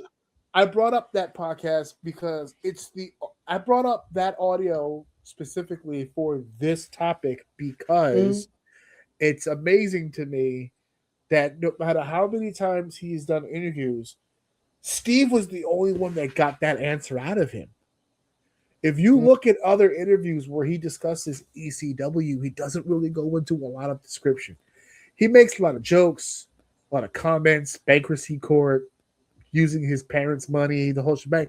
But he went into intricate detail as to what really went down. And so, for the sake of the what if, just really quickly, I'm going to run down the idea that according to Paul Heyman, which that sentence is difficult to swallow, but according to Paul Heyman, ECW's most financially successful year was the last year, 2001.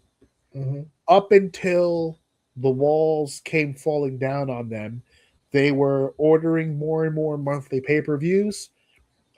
They were selling out arenas all around the country. They were doing LA shows, Detroit shows. Philly was the home base, but they had started to move around. They were doing shows in Florida. There was stuff happening for ECW. They were making moves.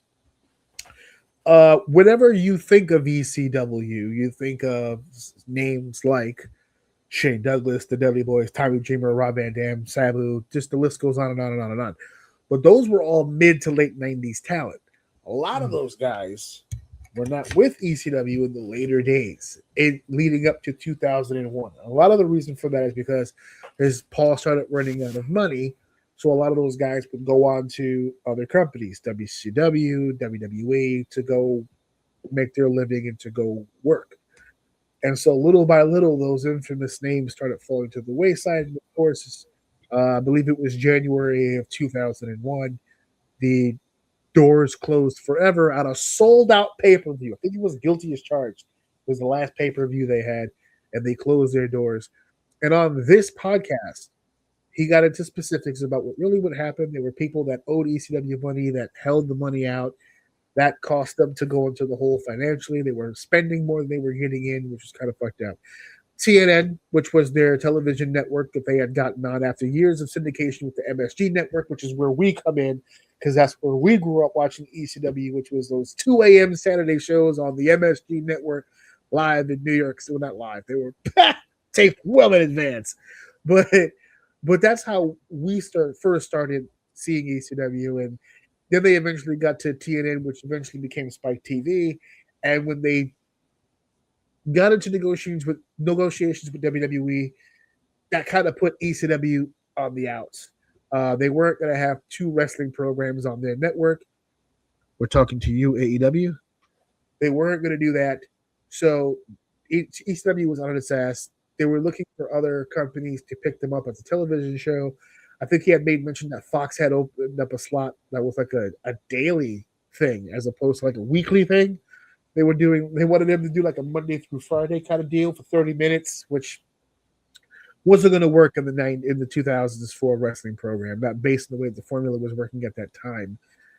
So little by little, incrementally, every which way he took a step, it just seemed like it was going to become closer and closer and closer to not working out. One of the famous stories of Bubba Ray Dudley told 2 funny stories about the closing days of ECW. The first of which is how the Dudleys did not want to leave ECW, but they asked Paul, I tell you what, we're not even going to ask for much of a raise. Give us $1 more and we'll stay. And Paul's, I can't give you $1 less. Like, I can't. It's like this. It's bad. So then they went to WWE. But the second story, the hilarious one, where it was the final run of the Dudleys in ECW, and I think they were doing a show out of town. So Bubba was looking for his airplane ticket. And Paul goes, wow, I'm going to FedEx you the ticket.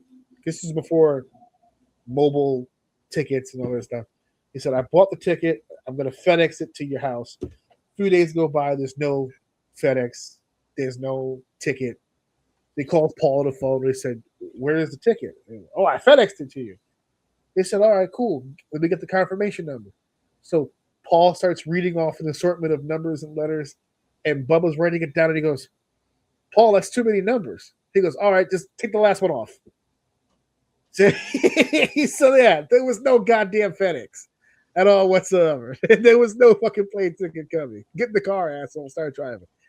But it was a rough time toward the end. So the what if scenario that I'd like to pose, what if the 2 major things that caused ECW to go out of business didn't happen? Let's say, because he stated on the show that ECW went out of business $7 million in the hole. But they were owed up to $4 million based on the different sponsors and all the different things that they had lined up that were giving them money, which would have cut the debt in half. And then you figure if they get on a television network, they can start.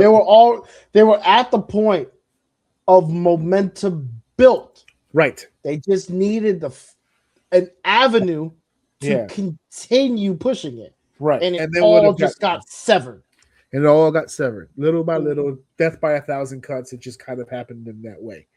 So the what if that we have here is, what if the money came in, and what if they got the other network and did exactly that?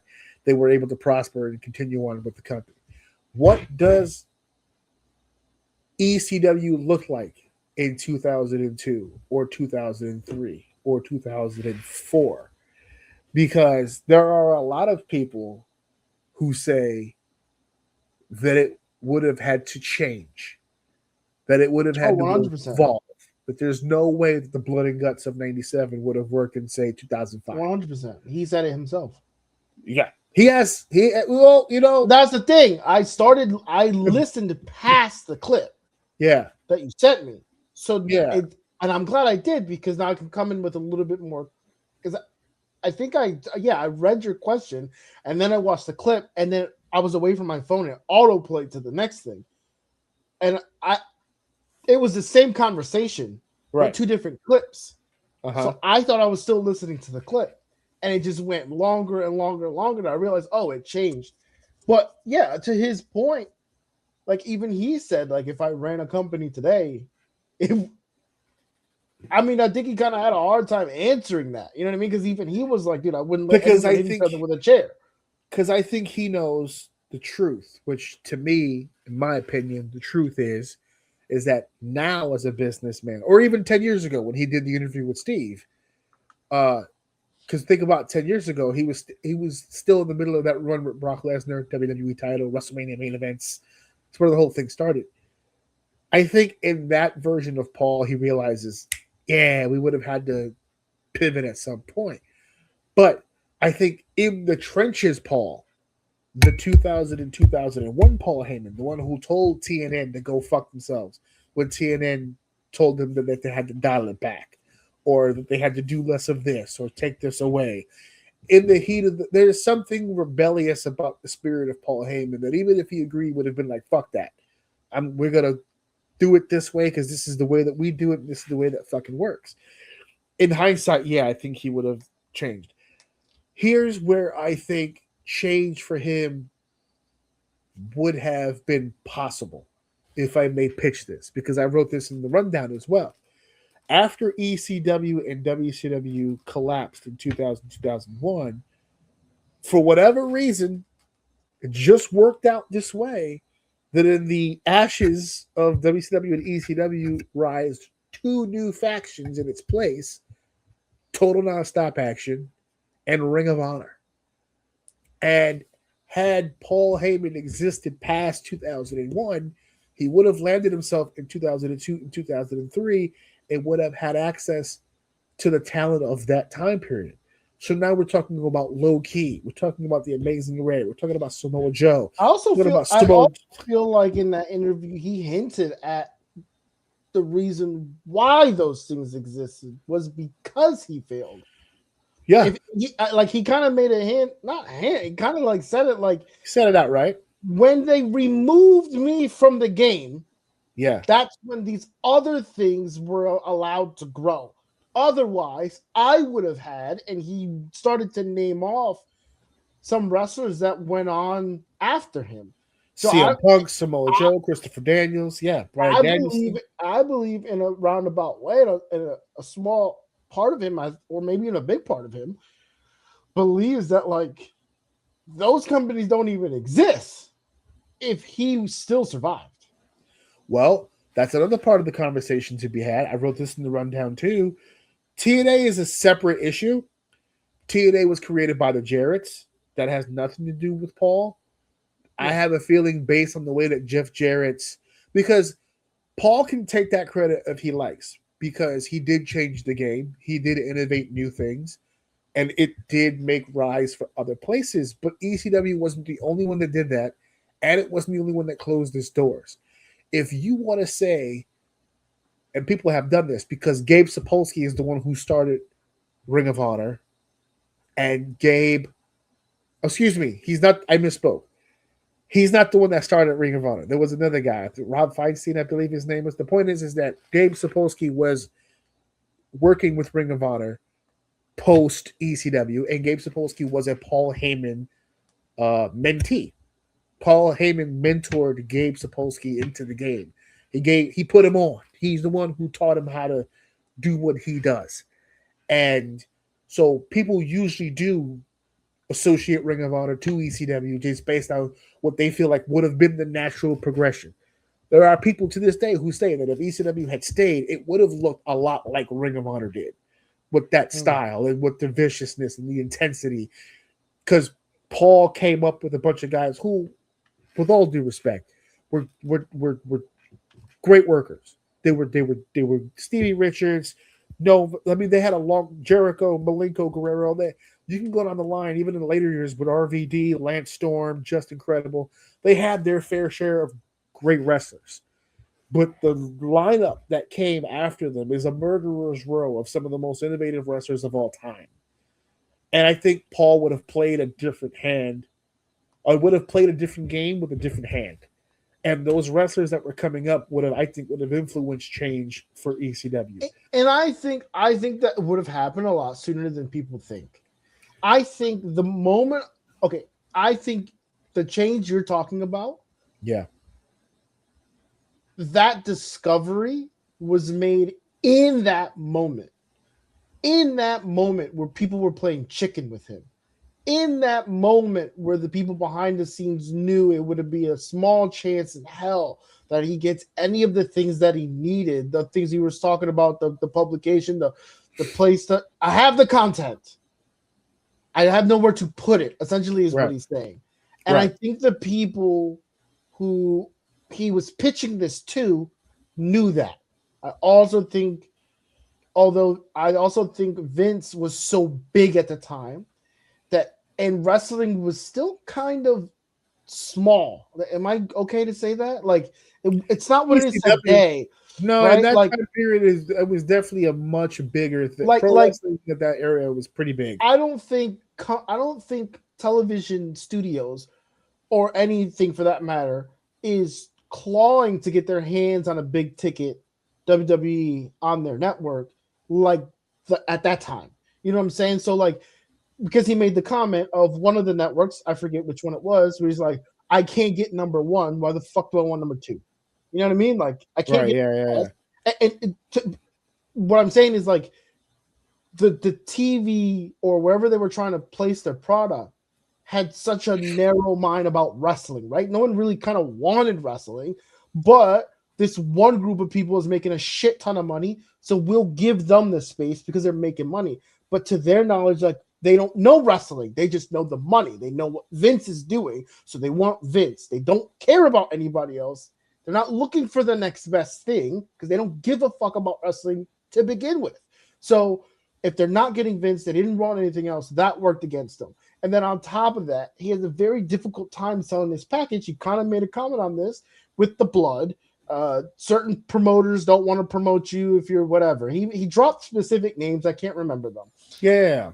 I think he said like the military or something. Guys, like it's on YouTube. It's the Stone Cold Podcast. Right. He made very specific points, and he is correct. And I think it was that moment where he's still fighting. He was trying to still get his thing, but I promise you, at some point through that ride of trying to save his business, he sat there and some of those no's, some of those fuck yous. He'll probably never tell anybody this, but some of those no's, those fuck yous, or I'm gonna do it my ways, had to just be like, if I just like compromise the one time, you know what I mean? Like, could I have gotten there? And that's why I say, like, I think in that moment of losing his company is where he would have. So let's say through the grace of God, he ended up getting that money and staying afloat.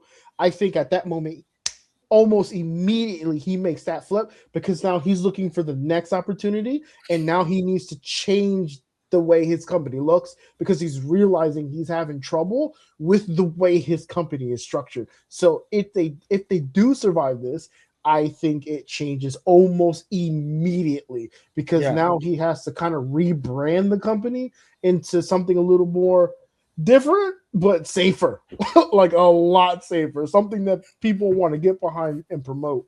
Which brings the last part of this conversation to be had, because I was trying to illustrate earlier that ROH connects to ECW in that way, in the mutual relationship between Gabe and Paul. And for the people who say that Ring of Honor kind of connects to ECW, a lot of people used to always say that TNA kind of always connected to WCW. And Paul, if ECW would have existed past 2001, you can make the claim that maybe, just maybe, there's no Ring of Honor, or at the very least, not a Ring of Honor that takes over the indie scene the way that it did. You can't deny that TNA would have probably still been a thing because there's no connection at all whatsoever. Jarrett was with WWE, had a falling out, went to WCW. When WCW closed its doors, not only did they not hire Jeff back, they made a point on TV to tell the world he ain't coming back. They did a whole backstage deal with WWE on one TV and WCW Nitro on the other, and Vince McMahon going to the camera and going JEFFJARRET is still FIRED. Fired.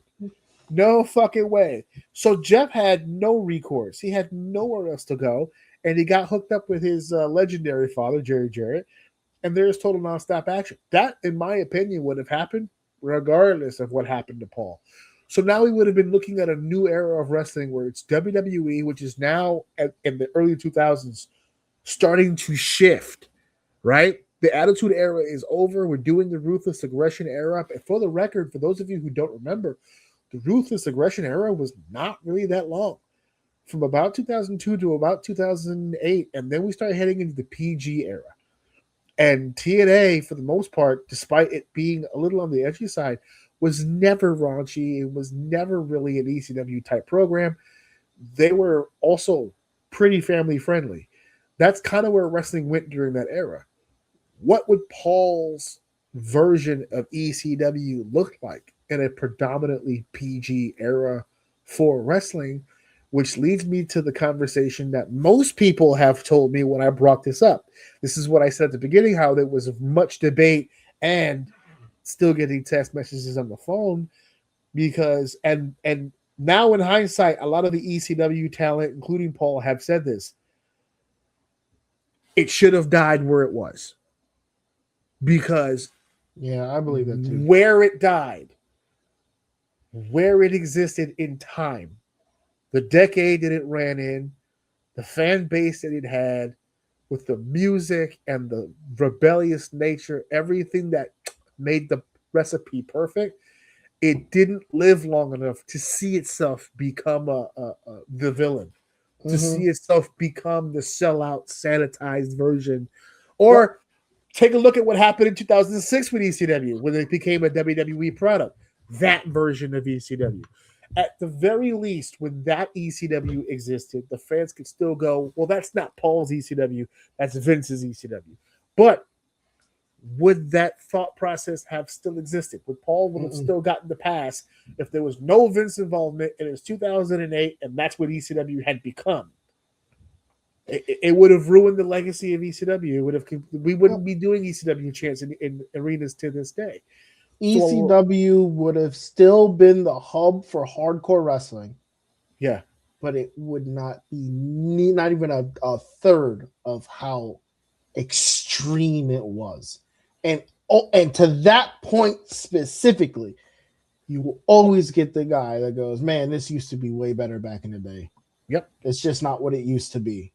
Nope. Better for worse, they still have its company, still be making money. The product would probably be decent. I have a lot of faith in Heyman, and that if he had what he needed, he would be able to create a good product. But even if, let's say, it became WWE level in production, people would still have that stigma of this ain't what it used to be. Unfortunately, that's just the way it would end up being eventually. That happens to everything, unfortunately. Yeah. I think it was Paul that said it. Was it Paul or Bully Ray? I can't remember. That ECW was Napster. It came along.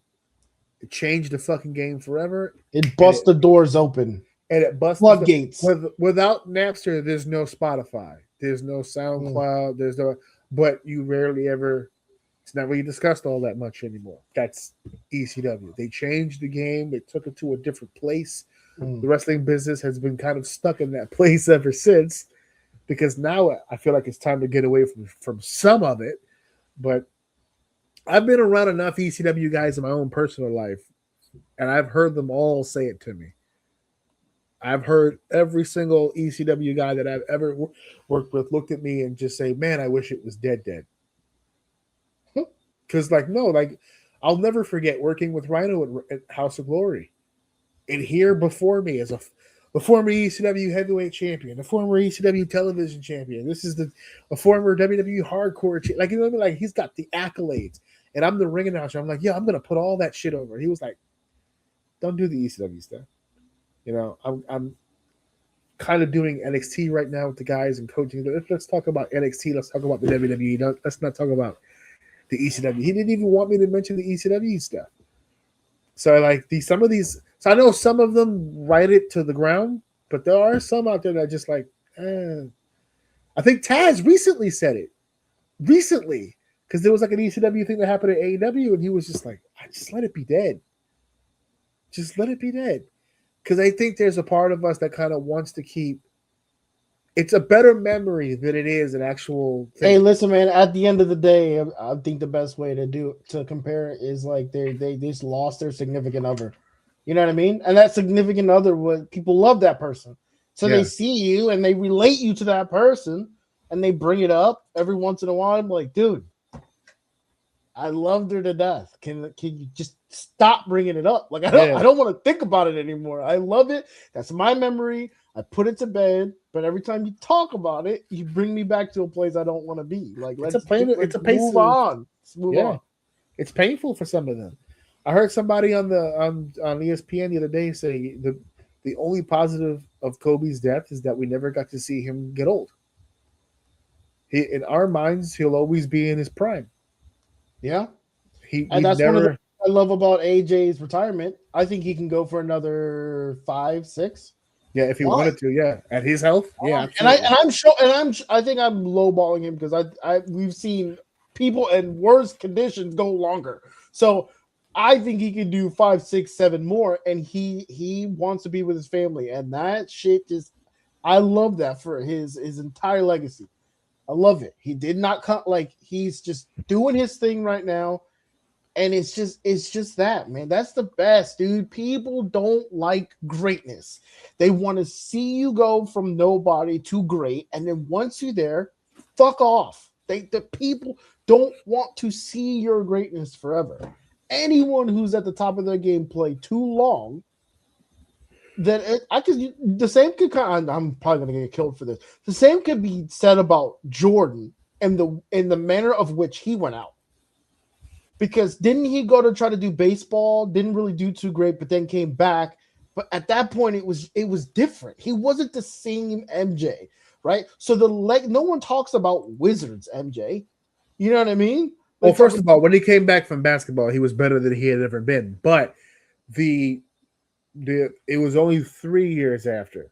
So technically, he was still like late 30s. He was still kind of in his prime. Okay, I understand where you're heading. You're just confusing your timelines because it was after 98 when he retired, and then he came back as the Wizards. And the funny thing about the Wizards is if you look at the Wizards, if you look at his Wizard stat line, he still wasn't that bad. But that wasn't MJ. Yeah, but no one talks about Wizards. No, because I don't see a Wizard. I'm sure there's people out there that got them, but I don't see Wizard MJ jerseys. Do you see what I'm saying? It's like when you think I'm sure, but my point is peak Michael for us is the Chicago Bulls. Yeah, that's 23. All everyone ever talks about. He didn't go until his body gave up career on the Chicago Bulls. He had a weird career death, and then not to say that he wasn't good afterward, but there is a stop on the career of which people celebrate.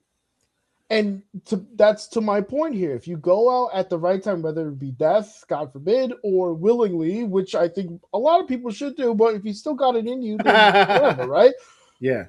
That always, people tend to be remembered better in that manner than when you go to your body can't no more, and then it gets weird. So your Michael Jordan comparison actually really does fit here because 98, the three-peat, the second three-peat, the documentary on Netflix, The Last Dance, was about that whole last season. And you're saying that he had a weird end to his career. He had a petty end to his career because he told Chicago Bull management, unless Phil Jackson is coaching this team, I am out of here. And this is the greatest of all time. And they looked at Phil Jackson in the face. Who was it? Jerry Reinsdorf looked at Phil Jackson in the face and said, if you went 82-0, you're out of here. It doesn't matter. This is your last season. So as a point of pettiness, when the season was over and they won a championship, Phil was gone, so was Michael. So it does actually kind of fit here because Paul didn't want to leave. Paul didn't want to go. Paul didn't want this to end. It was everybody else that was in control of his financial destiny that said, done.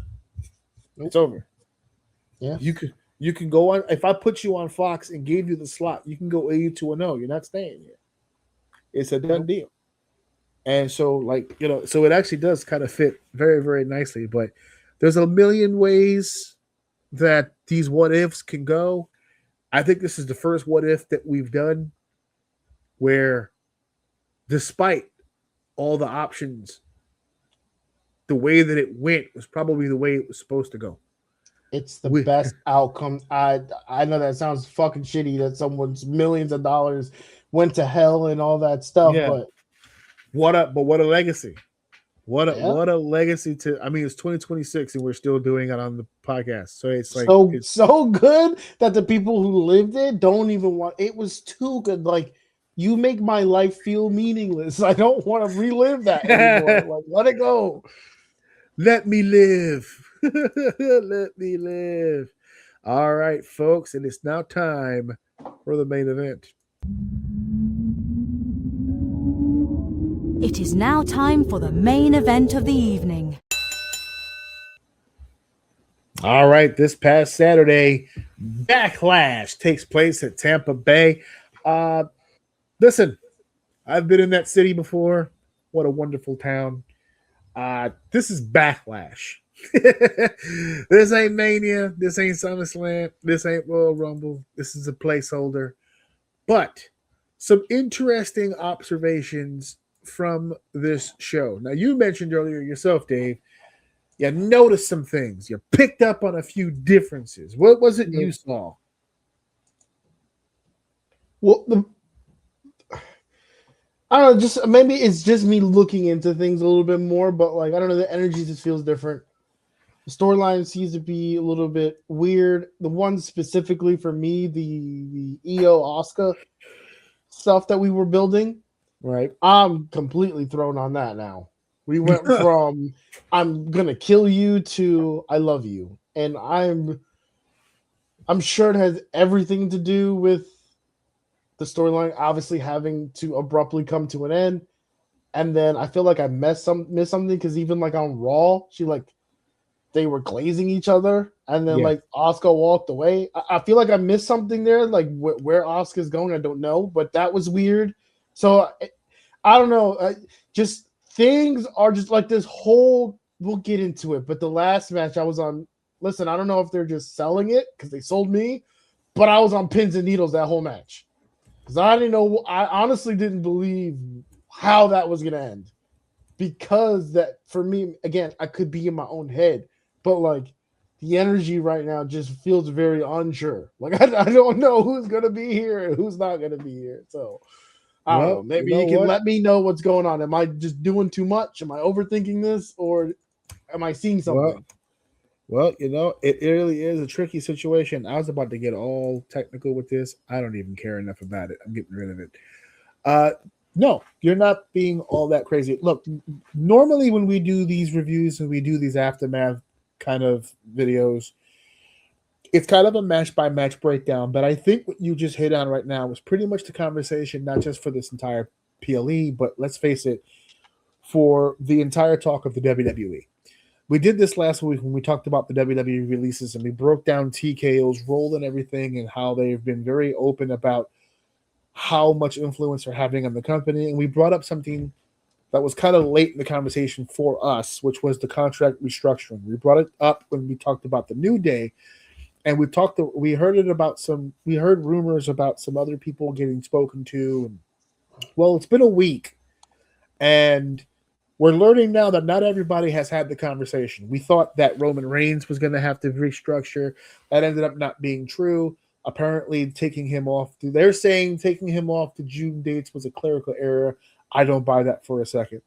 You think they met some type of agreement? I think that either this got handled as quickly as humanly possible, or it's something that they're putting a pin in at the moment because the PR is too crazy. But to ask Roman Reigns to restructure is kind of it's a pickle to really be in. There's a lot of talents right now that are mysteriously packing their shit and bouncing. So what you saw with Asuka, yes, weird because it's very abrupt, but the symbolism of her pulling the rolly bag through the door is a symbol to the rest of the audience that apparently Asuka is not of the impression that she is worth 50% less. Are we sure that that's what she got told? That's what I am hearing from people, that she was offered a deal that a lot of people are currently being offered. We just saw it on Monday Night Raw as well. Humberto and Angel got squashed by Oba, and they are also heading out the door. Apparently, the offer on the table is restructure or buyout. Seems to be the offer on the table. You either restructure and stay with us at a 50% cut, or we will take all the money that is due to you for the remainder of your contract, give it to you right now, and you can just leave. Now. You don't have to wait. We're seeing it happen right in front of us, and we're people taking that deal or not. Either sticking around or taking the lump sum deal and getting the hell out of Dodge. And it looks like Asuka's on the list of people who are getting the hell out of Dodge. So I didn't miss something. That was her literally walking off. That's her literally walking off, yes. That's what it felt like. Okay. That's what it is, yeah, for the most part. And so in Kairi Sane and New Day's situation, they decided, I'm assuming based on what happened, they decided not to wait. And they decided to just say, you know what? I tell you what, you don't have plans for us anyway. We'll just take the money and just bounce. And so they did what they did. And for everybody else that is still here, they're doing what they're doing. So personally, I don't have a dog in this fight. If you feel that you don't want to take less money throughout the course of the next few years, and you want to take your full salary now and go on and do your own thing and wait 90 days to continue what you want to do, I'm for it. If you want to take a 50% pay cut so you can stay on the WWE bandwagon and keep your brand out there worldwide, I'm for it. My problem is the same problem I had last week. Kyrie's situation made sense to me. That's a renegotiation for a new deal. The New Day contract situation, I am not okay with. And it seems like that wasn't a one-off. It seems like they're picking and choosing a lot of people who are already under deals to be offered this. Well, they're trimming the fat. There's a lot of people who, let's face it, aren't being used. Right. Who are making, and this is from top to bottom, right? Because even the lowest paid wrestler, I promise you, isn't getting a lot of screen time. So no, they're trimming the fat right now, and they're doing it aggressively, like tomorrow type shit. Yeah, and I think that's part and parcel of the problem. I not just aggressively, but very, very publicly. They're not. This isn't the TKO that bought the company. Someone somewhere along the line has made the decision that we're just going to be open about everything. And a lot of this stuff that's being discussed contractually, it's coming out into the open piece by piece, little by little. And I don't know if the talent legally is able to just sit here on TV and go, hey, look, they're fucking with me and my money. But it's all there. Yeah, but TK's not hiding it either. I mean, no, that just said a few years ago, if Asuka decided to not continue her work, we wouldn't have gotten that segment. No, it's a weird segment. Yeah, and I'm assuming they did the segment specifically because time is of the essence, right? It's like, I'm not sticking around. Like, for instance, Kairi just fucking left. She didn't get to have a goodbye match. She didn't get Io for 20 minutes on Raw like Asuka did with Io at Backlash. She didn't get a goodbye match. Asuka got a goodbye match. She's not. Fair enough. But when Asuka got the match, but like you said, it's a very displaced situation. It didn't look like it fit into anything. 1 minute she's spitting in her face, calling her this disrespectful little shit on national television, and then the match is over and she's crying and hugging. And then they did the goodbye thing on Raw, and she basically said, "I've been waiting for someone to take my spot. I'm glad that it's you." And then she left. And I don't think that was a euphemism. I don't think that was scripted. I don't think that was a mentor giving props to the student. I think she meant that shit literally. That she was the prized commodity, that she was the foreign girl, that she was the Japanese lady they got right. But a lot of Japanese women come through the WWE halls and didn't get treated with the respect that Asuka got. So I could see her being very literal about that when she says, "I've been waiting for someone." Because let's face it, 3 Japanese women were never going to be at the top of the company. Maybe 1. And there was always Asuka. With Asuka out of the way, it leaves room for the next one, which in this case would be Io. They do really, really like Io, so they're going to use Io to the best of their ability. But there's only room for 1 at the top. You can have as many white girls as you want, but there's only going to be 1 Japanese woman on top. And so Asuka is seeming. My concern for Asuka is that she left the Japanese wrestling scene on bad terms. So I don't know if she's heading back to Japan, if she's going to wind up at another company here. I don't know what her plans are, if she has any plans at all. We'll see. Could be done. At least for a little while. Could be. And she'd be well within her right to take the break. Because there's one of the saddest stories you'll ever hear from a wrestler is a story from a wrestler who's been on the road with WWE and then all of a sudden is no longer on that road. It is an adjustment because you'll adjust to being on that road. Plane to plane, bus to bus, hotel to hotel, city to city for years at a time, and then all of a sudden you're just home. It's just over. And it's an adjustment period, especially when your home is several thousand miles away. It's a tremendous life change. So we'll see how that goes. But as far as Backlash itself goes, again, the match times completely different, right? Everybody was talking about the match times. First match was the longest match, 21 minutes, 12 minutes, 11 minutes, 18 minutes, 17 minutes. Braun Breaker and Seth Rollins for your opening match at Backlash. I don't give a shit what the internet says about Seth Rollins fucking up all those Will Ospreay spots. I don't give a shit. I like the match. I still like the match. I could look past the mistakes because I know mistakes happen, but I like the match. I like what Rollins was doing here. I love the finish. Braun Breaker over on the old man. 1, 2, 3, baby. Who's not ready now, bitch? Braun Breaker on top. What did you think of the opening matchup here? That was good. It was real good, and they're continuing to roll with it too. I like the way Braun Breaker got the win. I like how it does make him look really strong. He looks really good. The whole promo of him being like, "You're only using me for yourself," and then him coming out on top, I think was really good for him. And then it's even better the way they're rolling it. Seth coming out as the loser for the post match shit at the very end of the show. That was awesome. They're leaning into this whole selfishness.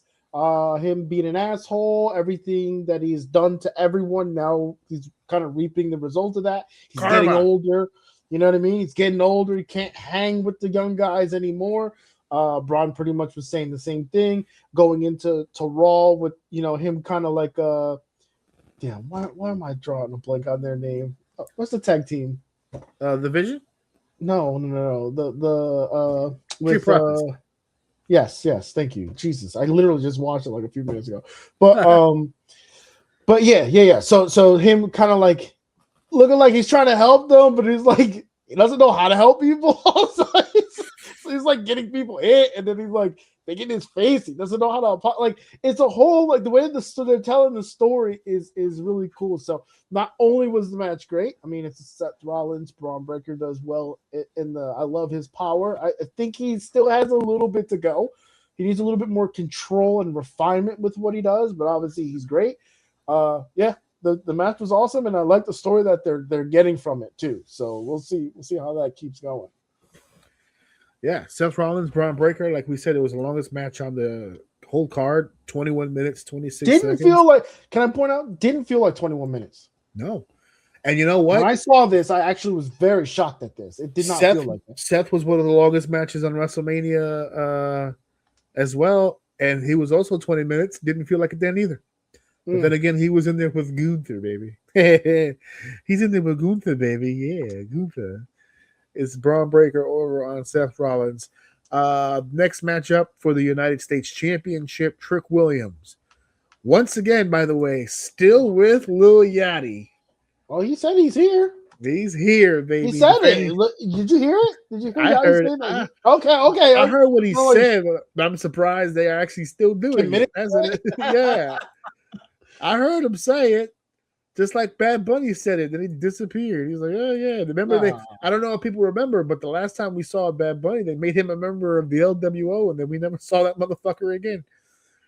So people say a lot of fucking funny things, but he's actually doing it. First problem, he don't stand behind nobody. Fuck is you? It is Bad Bunny. You do not put him behind. He probably was like, "You gonna put me with what? Nah, I'm good. I'm gonna Benito, go baby. Yeah, I'm gonna go do the Super Bowl. The fuck." So we're Trick's defending the United States Championship against Sami Zayn, and it looks like we've gone full shift here. Sami's kind of embracing all this stuff now at this point. But standard match.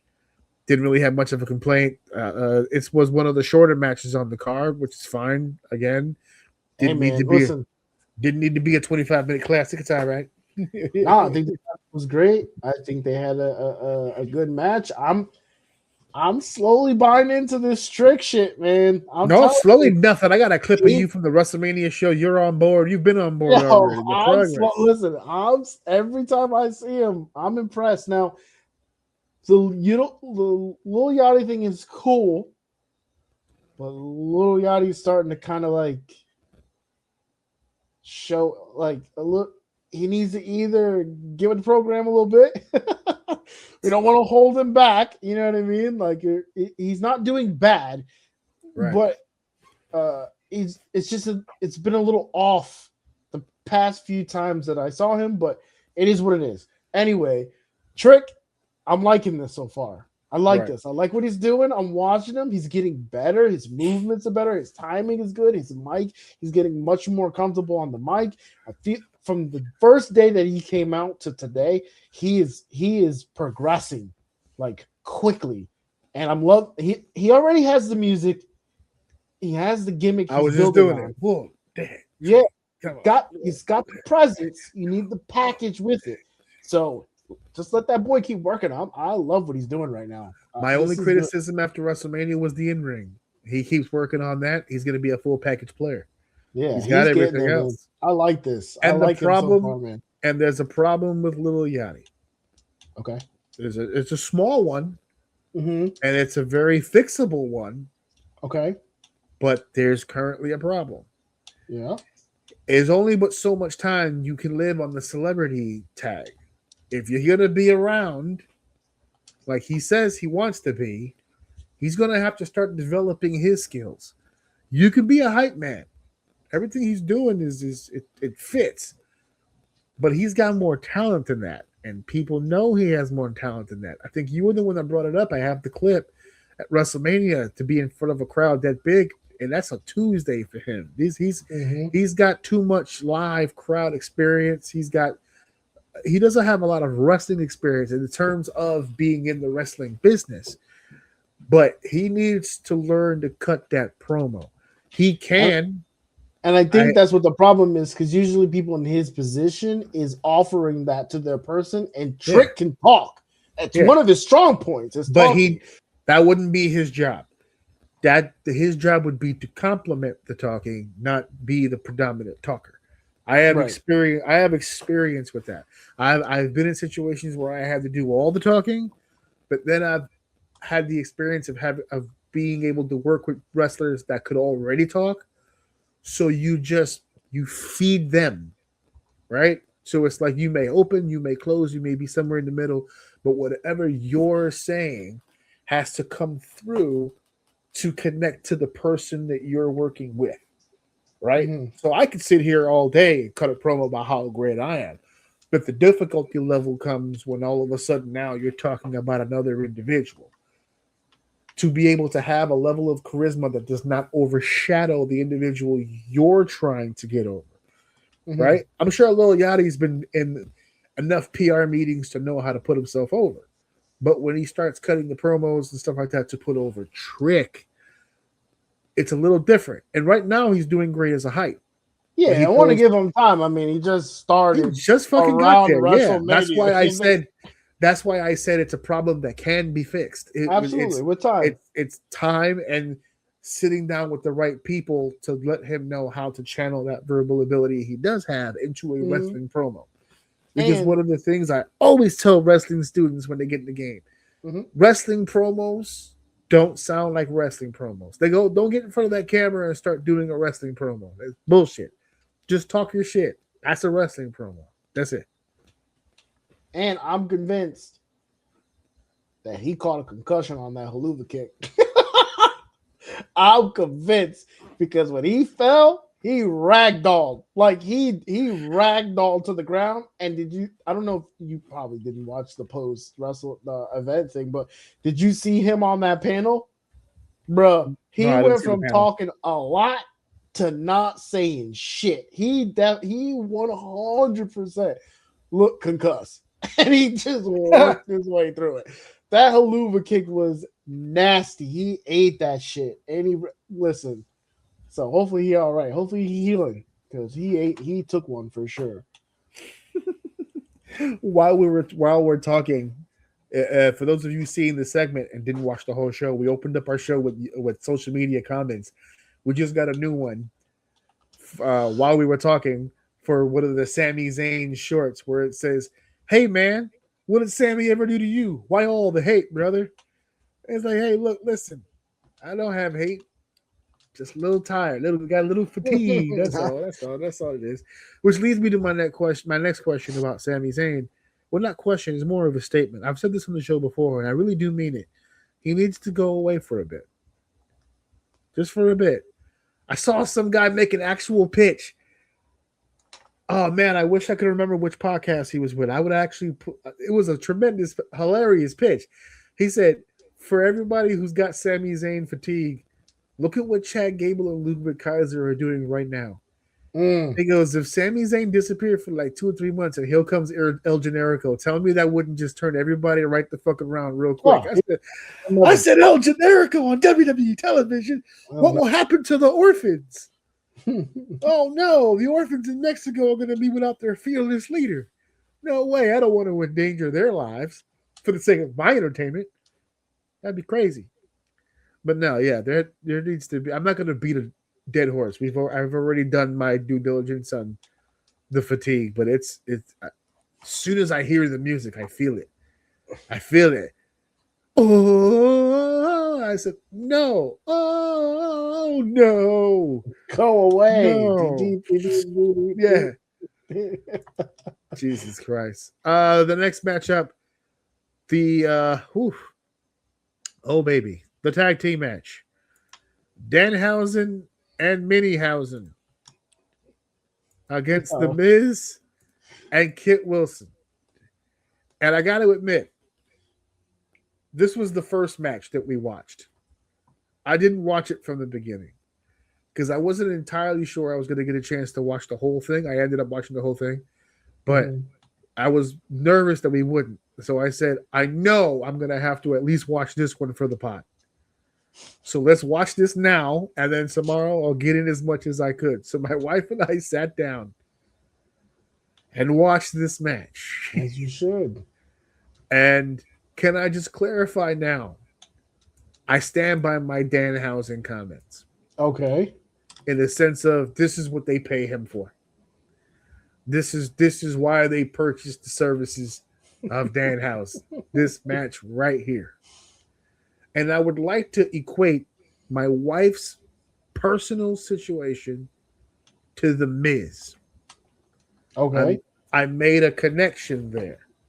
My wife tells me all the time that she feels terrible because she's a teacher, and sometimes she'll get students that come in that are a little rough around the edges, need a little TLC, need a little help, and she educates them, and she nurtures them, and she builds them up, to young, upstanding citizens.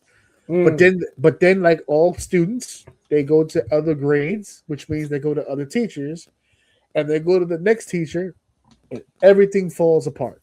Fucks them up. All your work down the drain.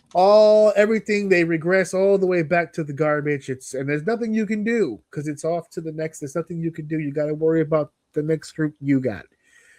The Miz is like my wife. He is absolutely perfect in scenarios just like this. He has no ego. He is doing more for Danhausen right now than I'm so glad you're saying what you're saying. That any other wrestler has ever done for Danhausen. Because The Miz happens to have enough credibility as a performer to go into a comedy segment and still make it work. My problem is what happens after The Miz. Because here's what AEW did that the WWE will not do. And that's not everybody in the WWE is going to get a chance to play with Danhausen. You've got your higher ups, you've got your main event players, you've got your serious characters, you've got this, you've got that. There's a very select pool of people that they will allow to go into a world with clones and midgets and all kinds of stuff. For everybody out there, that Punk's going to be his partner, Oma's going to be his partner. None of those motherfuckers were going to be his partner. Because they're above all. Who the fuck's that? Dude, Yeah, all right. They were triggering me. Bugging, wild. Just the wild outrageousness of things. They were never going to be a part of this because that's not what their role in the system is. They're higher on the food chain. This was always, I didn't think it would be little people. I just thought it, at the very least, would be like a lower tier kind of character. I didn't think that they would go that far. That's hilarious. Actually, it fit better. I'm glad it was that, other than some other superstar, to make it an actual genuine 2-on-2, because the Minihausen got his shit off. Got his shit off. He wrestled 85% of the fucking. I felt like I was watching a Max Mini match. I'm not even joking when I say that. I did. I dead ass felt like I was watching Max Mini. Like it wasn't like he went in there to troll. The Miz wrestled a one-on-one match with Max Mini, and they took it seriously. He actually wrestled his. I'm gonna give Kit Wilson some love because he looked good in there with the little person too. Dude, they had a match. This was a legit match. Like, I know there's joking surrounding it, but that little guy, regardless of what you regardless of what you say, little guy, it's not disrespectful, but like, no matter what you want to say, little person. It's like, I thought midget was the bad one, bro. I thought little person was the right one. That guy went in there and took that match like seriously as fuck. He wrestled his ass off. They all did. And it gave Danhausen an opportunity when you think about it, because as good as Minihausen was, he's still a mini, right? Danhausen looked like a wrestler in there. When he got his shot, suplexes and shots to the corner, and he got a chance to fire up and all kinds of stuff. Oh, that shit. I was dead. I rewound that 4 times too. When he got all tired and he gassed out and then fired up on his own shit, bro. I was like, I know he didn't do that, man. That is pure fucking gold, man. I said when he got here that this was it, that this was the reason why I wasn't upset by the hire, because this is the spot. This little area right here, this little playground that they've given him, this is what's good. The problem that the other company had is that everybody wants to play with everybody, and that's not how that works. So as long as they keep him in that pocket, he's going to get even more over. Although, one criticism, and my wife was the one that pointed it out, I 100% agree, the spamming of the catchphrase. Because they did it a bunch. It's in the theme music. He does it in his entrance. The Mini did it too. And I think that made it feel I think all the Minis did it. At one point, did it quite often. The Mini, so I think that's why it felt like more. But I think this is the one place you can spam it in this particular match, because the person he's wrestling is already cursed, so he can keep doing it. You know what I mean? Like, if he's someone just is furthering the curse, you can't. There are some people that can't be touched by that. Like the gimmick, I'm interested to see how hard and how far they can push this. It can live in the mid card very easily, very sustainably can live in the mid card. So you just gotta be careful with it. But in this scenario, if you want to get the taunt off a lot, it's easier to do that when someone's already cursed rather than doing it every single match. That's how I see it anyway. I did notice that too, but I think it's because the mini did it too. And that's kind of made it feel like it was a little more than himself normal. did it a few times. He was he did. Yeah. He did. Yeah. I need that dialed back. I know that they're trying to get it over, but it seems like it already is. Dial that back. Dial that back. Don't overdo it. Can I make one hot take before we move on? I think it's a hot take. Maybe it's not a hot take, but I think it is. I think The Miz is hands down the most company man who ever existed. And I don't think there will be another one like him ever again. Well, I don't think that's ever been a question. Well, the reason why I feel like it's a hot take because when I had the original thought, I made a comparison to The Undertaker. Not in a sense of like race wrestling or superstardom or anything like that. The only reason why is because when anyone ever talks about the company guy or like the guy, he was always the one kind of like brought up because of his leadership and whatever, right? But to me, I feel these like are two different versions of a company guy. Because I feel like The Miz, Taker would resist. Taker and would that's what I mean. Fight. Okay, I've never heard of a situation where the Miz was just like, I don't know. Okay, then maybe it's not as hot as a take as I thought. Because in my brain, and I don't know. For me, it's like I don't see it as the Miz being like, I don't know how else to say it. Like, not like pick me. I don't want to use that word pick me because that's a weird word to use. But like, he's not doing it because he's trying to kiss ass or suck up. I think he does it because he likes doing this. I think he enjoys this pocket that he's in right now and working with all the new talent and shit like that. And I feel like there will never be another superstar who does what he does for the business. I don't even want to say the company, dude, the business. Like I don't think there's a soul that's walking through here that isn't meeting up with the Miz at some point to get like course corrected or put on the right path for the most part. I don't know. I just saw that today. I saw the match. I saw it went well. And I'm just like, dude, there's no one like The Miz. This dude works I don't know. at a different level than a lot of people, man. I could see a lot of positives to that, but I could also see that being a real fucking negative. Like, if I'm backstage and I know that it's like that kiss ass at work, you know, where you're just like, oh, sweet Jesus. Like, Miz is the kind of person that when he heard everybody was getting 50% cuts, he just went to the office like, I know you haven't gotten to me yet, but I already signed. I just want to hand it to you now. It's just like, I'm good. You guys can have half my money. I agree with you. And I know the way that you just said it sounds very sassy, and that was my point. I don't think he does it. I could be completely off, but I'm just saying, to me, it feels like he's doing this because that's just what he does. And like, he loves this. It's what he does. Dude, we know the Miz's story. All he has ever wanted is to be here. So if there's anything he can do to keep that going, I think he will. But he's a company guy. He's been doing it for 20 years now. So what? Grow a spine is what? I don't want a spine. Fuck your spine. I like being a jellyfish. Yeah. So he's a kiss ass. Fair enough.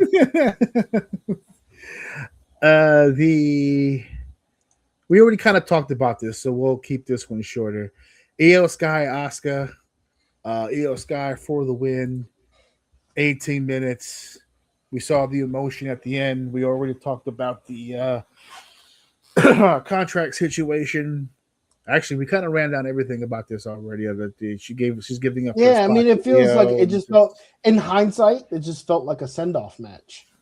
You know what I mean? Like, yeah, it feels like we could have potentially been watching Asuka's last match in the WWE. Wow. And no one knows it. Going with my gut, it doesn't feel potentially. I think that's it. Yeah, in hindsight, but I mean, in the moment, like, I don't know. No, I was hearing this when they did the promo the Monday leading up. That's when they had the sit down, everybody was like, "Oh!" Like as soon as they announced this match, people were like, at first the conversation was, "Oh, was this supposed to be the Kyrie match?" Mm-hmm. And then people are, oh, okay, yeah, they're putting it into this whole goddamn thing. Okay, all right, cool, fair enough. But yeah, they were the ones that got 18 minutes, 7 seconds for that one. Then, of course, the main event for the WWE World's Heavyweight Championship, Roman Reigns defending against the Samoan Werewolf, Jacob Fatu. He's your boy. And he delivered. He did a good job. But I don't think this match helped either one of these fucking guys, to be honest with you. If we're being serious, I think the one thing that super got over during this whole process was the return of an old favorite. That tongue-in death grip, baby. Yes. He's taping up the fingers for it now, too. The tongue-in death grip.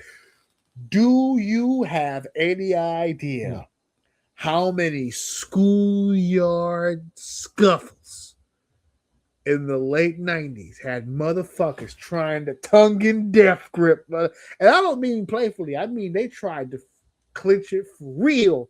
Right here, it's just like, what, you talking shit? Yeah.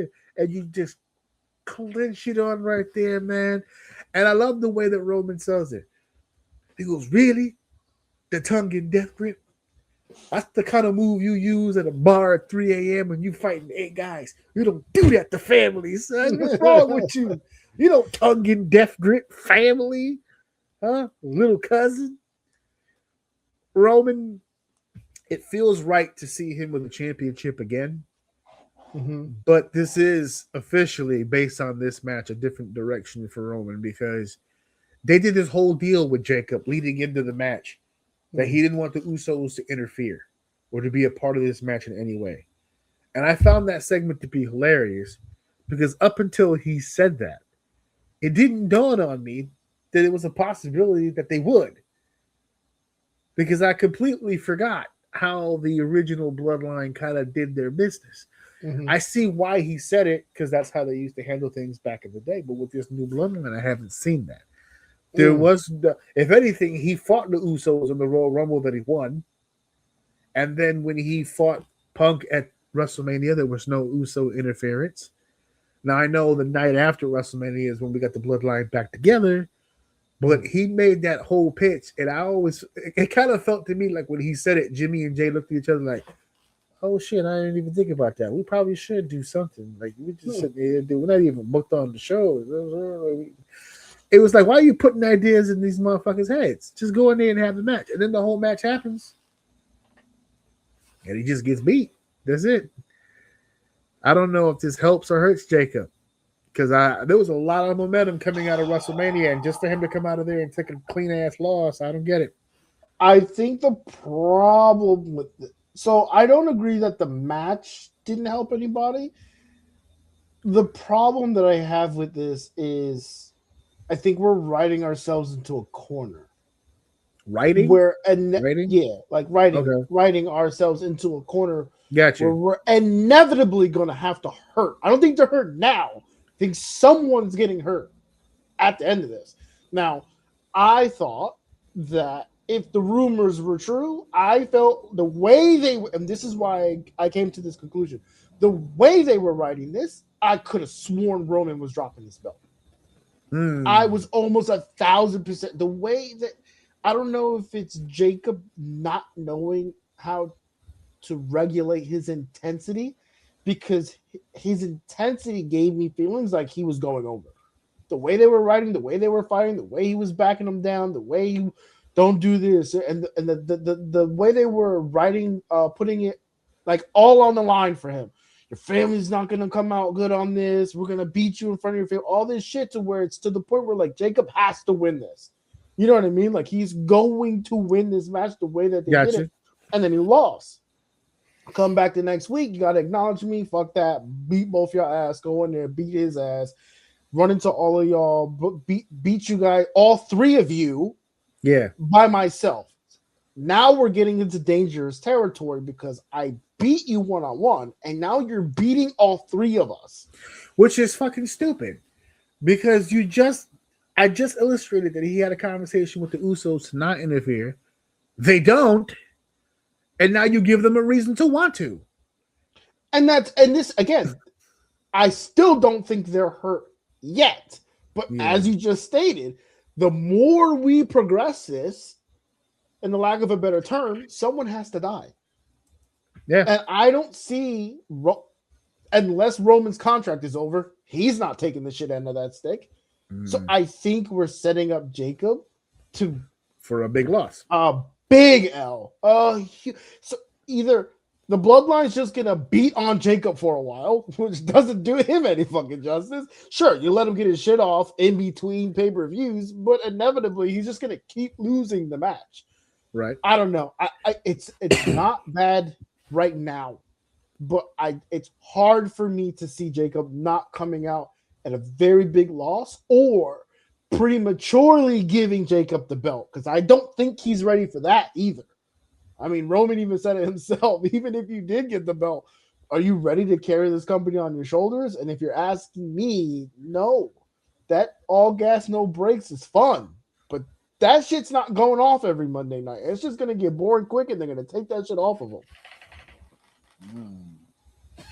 Yeah, intro, even if though, that shit fire. I like that intro. That intro is so good, dude. I like it. The one with the timing on the fire. Yeah, the pyro stuff is cool. I just like the song. I like the song a lot. Hard. It's so hard. I have my daughter singing it. Yeah, it's right at the Oba's. Oba's has got that bass to it too. Oh yeah. Or as we like to say, we say Baba in this house. Okay. And then I grab my son's arms and I make him go like this. We go, Bob. Here's my daughter. My daughter's walking around the house. She's like, Baba's gonna kill you. Baba. Gonna kill you. Yeah, we love that shit. Love that shit. So there's your backlash rundown there. Again, I'm not gonna be separating the matches because, to be honest with you, normally when we cut up the matches, it's because a little something different happened, and we should probably go over it and whatnot. But this was a kind of clean over. Like it was a simplistic show, but also that I don't know how much longer this is going to happen, but there seems to be this overlay of dark clouds around WWE right now. There's like this turmoil happening inside of the company that's kind of giving everything this weird vibe. And I think it happens many times, but for me, and you can correct me, you've been watching it longer, this just feels so obvious. Like it's like right in our, like people are leaving right in front of our faces. They're making hard pivots within the hour right in front of us. It's so weird to see. It's such a weird thing to see. Yep. And we're kind of starting to see it now. And so up next for the WWE, they have Saturday night's main event taking place on May 23rd in Fort Wayne, Indiana. They already have 2 matches announced. Penta's going to defend the Intercontinental title against Ethan Page, and the Vision will defend the tag team titles against the Street Profits. That's what we have so far. That show is 2 weeks out, so we'll be back again reviewing something new when we talk about that one. After that, that's a television special. The next show, the next pay-per-view will be Clash in Italy. They're going to be in Turin, Italy on May 31st, 1 week after Saturday night's main event. Jesus Christ. 0 turnaround for this shit. And then in June, they're heading to Riyadh, Saudi Arabia, for Night of Champions. Whoo! I don't know if I want to be on that plane, brother. There's a lot happening over in Riyadh, man. And they're advertising Becky Lynch, Oba Femi, Rhea Ripley, Liv Morgan. Who the fuck is that? Is that Trick? Yeah, it's Trick. And then Roman and Cody being advertised for that event. So is what it is. So we're going to get ready to get out of here real quickly before actually, you know what? I'm not going to do this now because I look stupid in the fucking glasses. I'm not going to cut that promo right now. I was just going to put out I want to do I want to do more stuff with the independent wrestling. Okay. I haven't done it in literal years. And the reason for that is because it's really fucking hard to keep track of. So I figure I'm going to open the door for other people to kind of keep track for me. Okay. Uh, Fair enough. there are some facets of the show now that we're doing video that I noticed that we're not really able to do anymore. Like, for instance, a watch along, right? Mm. If we do a watch along from a WWE show, copyright. That's all over the place now. I don't know if you've heard it, but these streamers are getting picked off one at a time, and I am getting my YouTube channel clicked off because of WWE bullshit. So we Makes ain't sense. watching along for WWE. AEW is just as petty. I can go down the line. I don't even want to do that. So there's different avenues that we can travel, including being involved with doing watch-alongs and doing projects and doing different things on the show involving independent wrestling, because it's up to the promoter as to whether or not they're okaying us to use the footage or use likeness or whatever the case may be. So there's some wiggle room there. So I'd like to open the door. I'd like to open the door for some communication. So next week I'll do the actual rundown of how I kind of want that to look, how I want people to participate. We'll do a little. I want to start doing some joint ventures here with some independent promotions.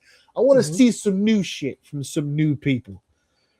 I know a lot of people get on us for the WWE stuff, but that's just kind of the stuff that I like. But I like good indie stuff too if I can get some good indie stuff. And I think it'd be cool for you to see some new shit too from some new people. That'd be cool. Yeah, why not? Now, I know people are going to be a little apprehensive and say, "Oh, but if they do bad, you're going to kill it." Yeah, probably. Don't send me anything that's bad. I feel like I don't know if we're going to like be doing any blind watches. I'm not going to. Here's the thing: I will never get on here and call somebody a piece of shit just because they messed up something. It'll be constructive. I promise you. We're not going to sit here and curse this person as an individual. We're not going to demoralize him as a human being. We're just saying, perhaps that's not a move you should be doing at your size, or whatever the case may be. Like, you know what I'm saying? Like some sort of constructive stuff.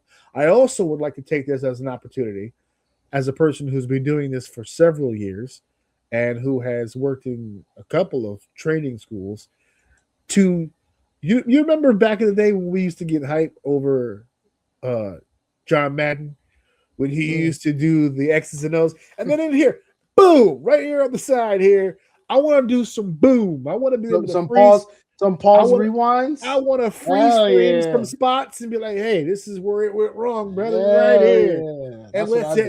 And let's educate. That's all that I'm saying. So I'm open for the opportunity. I'm gonna get more into it next week. I'll have something better prepared for that.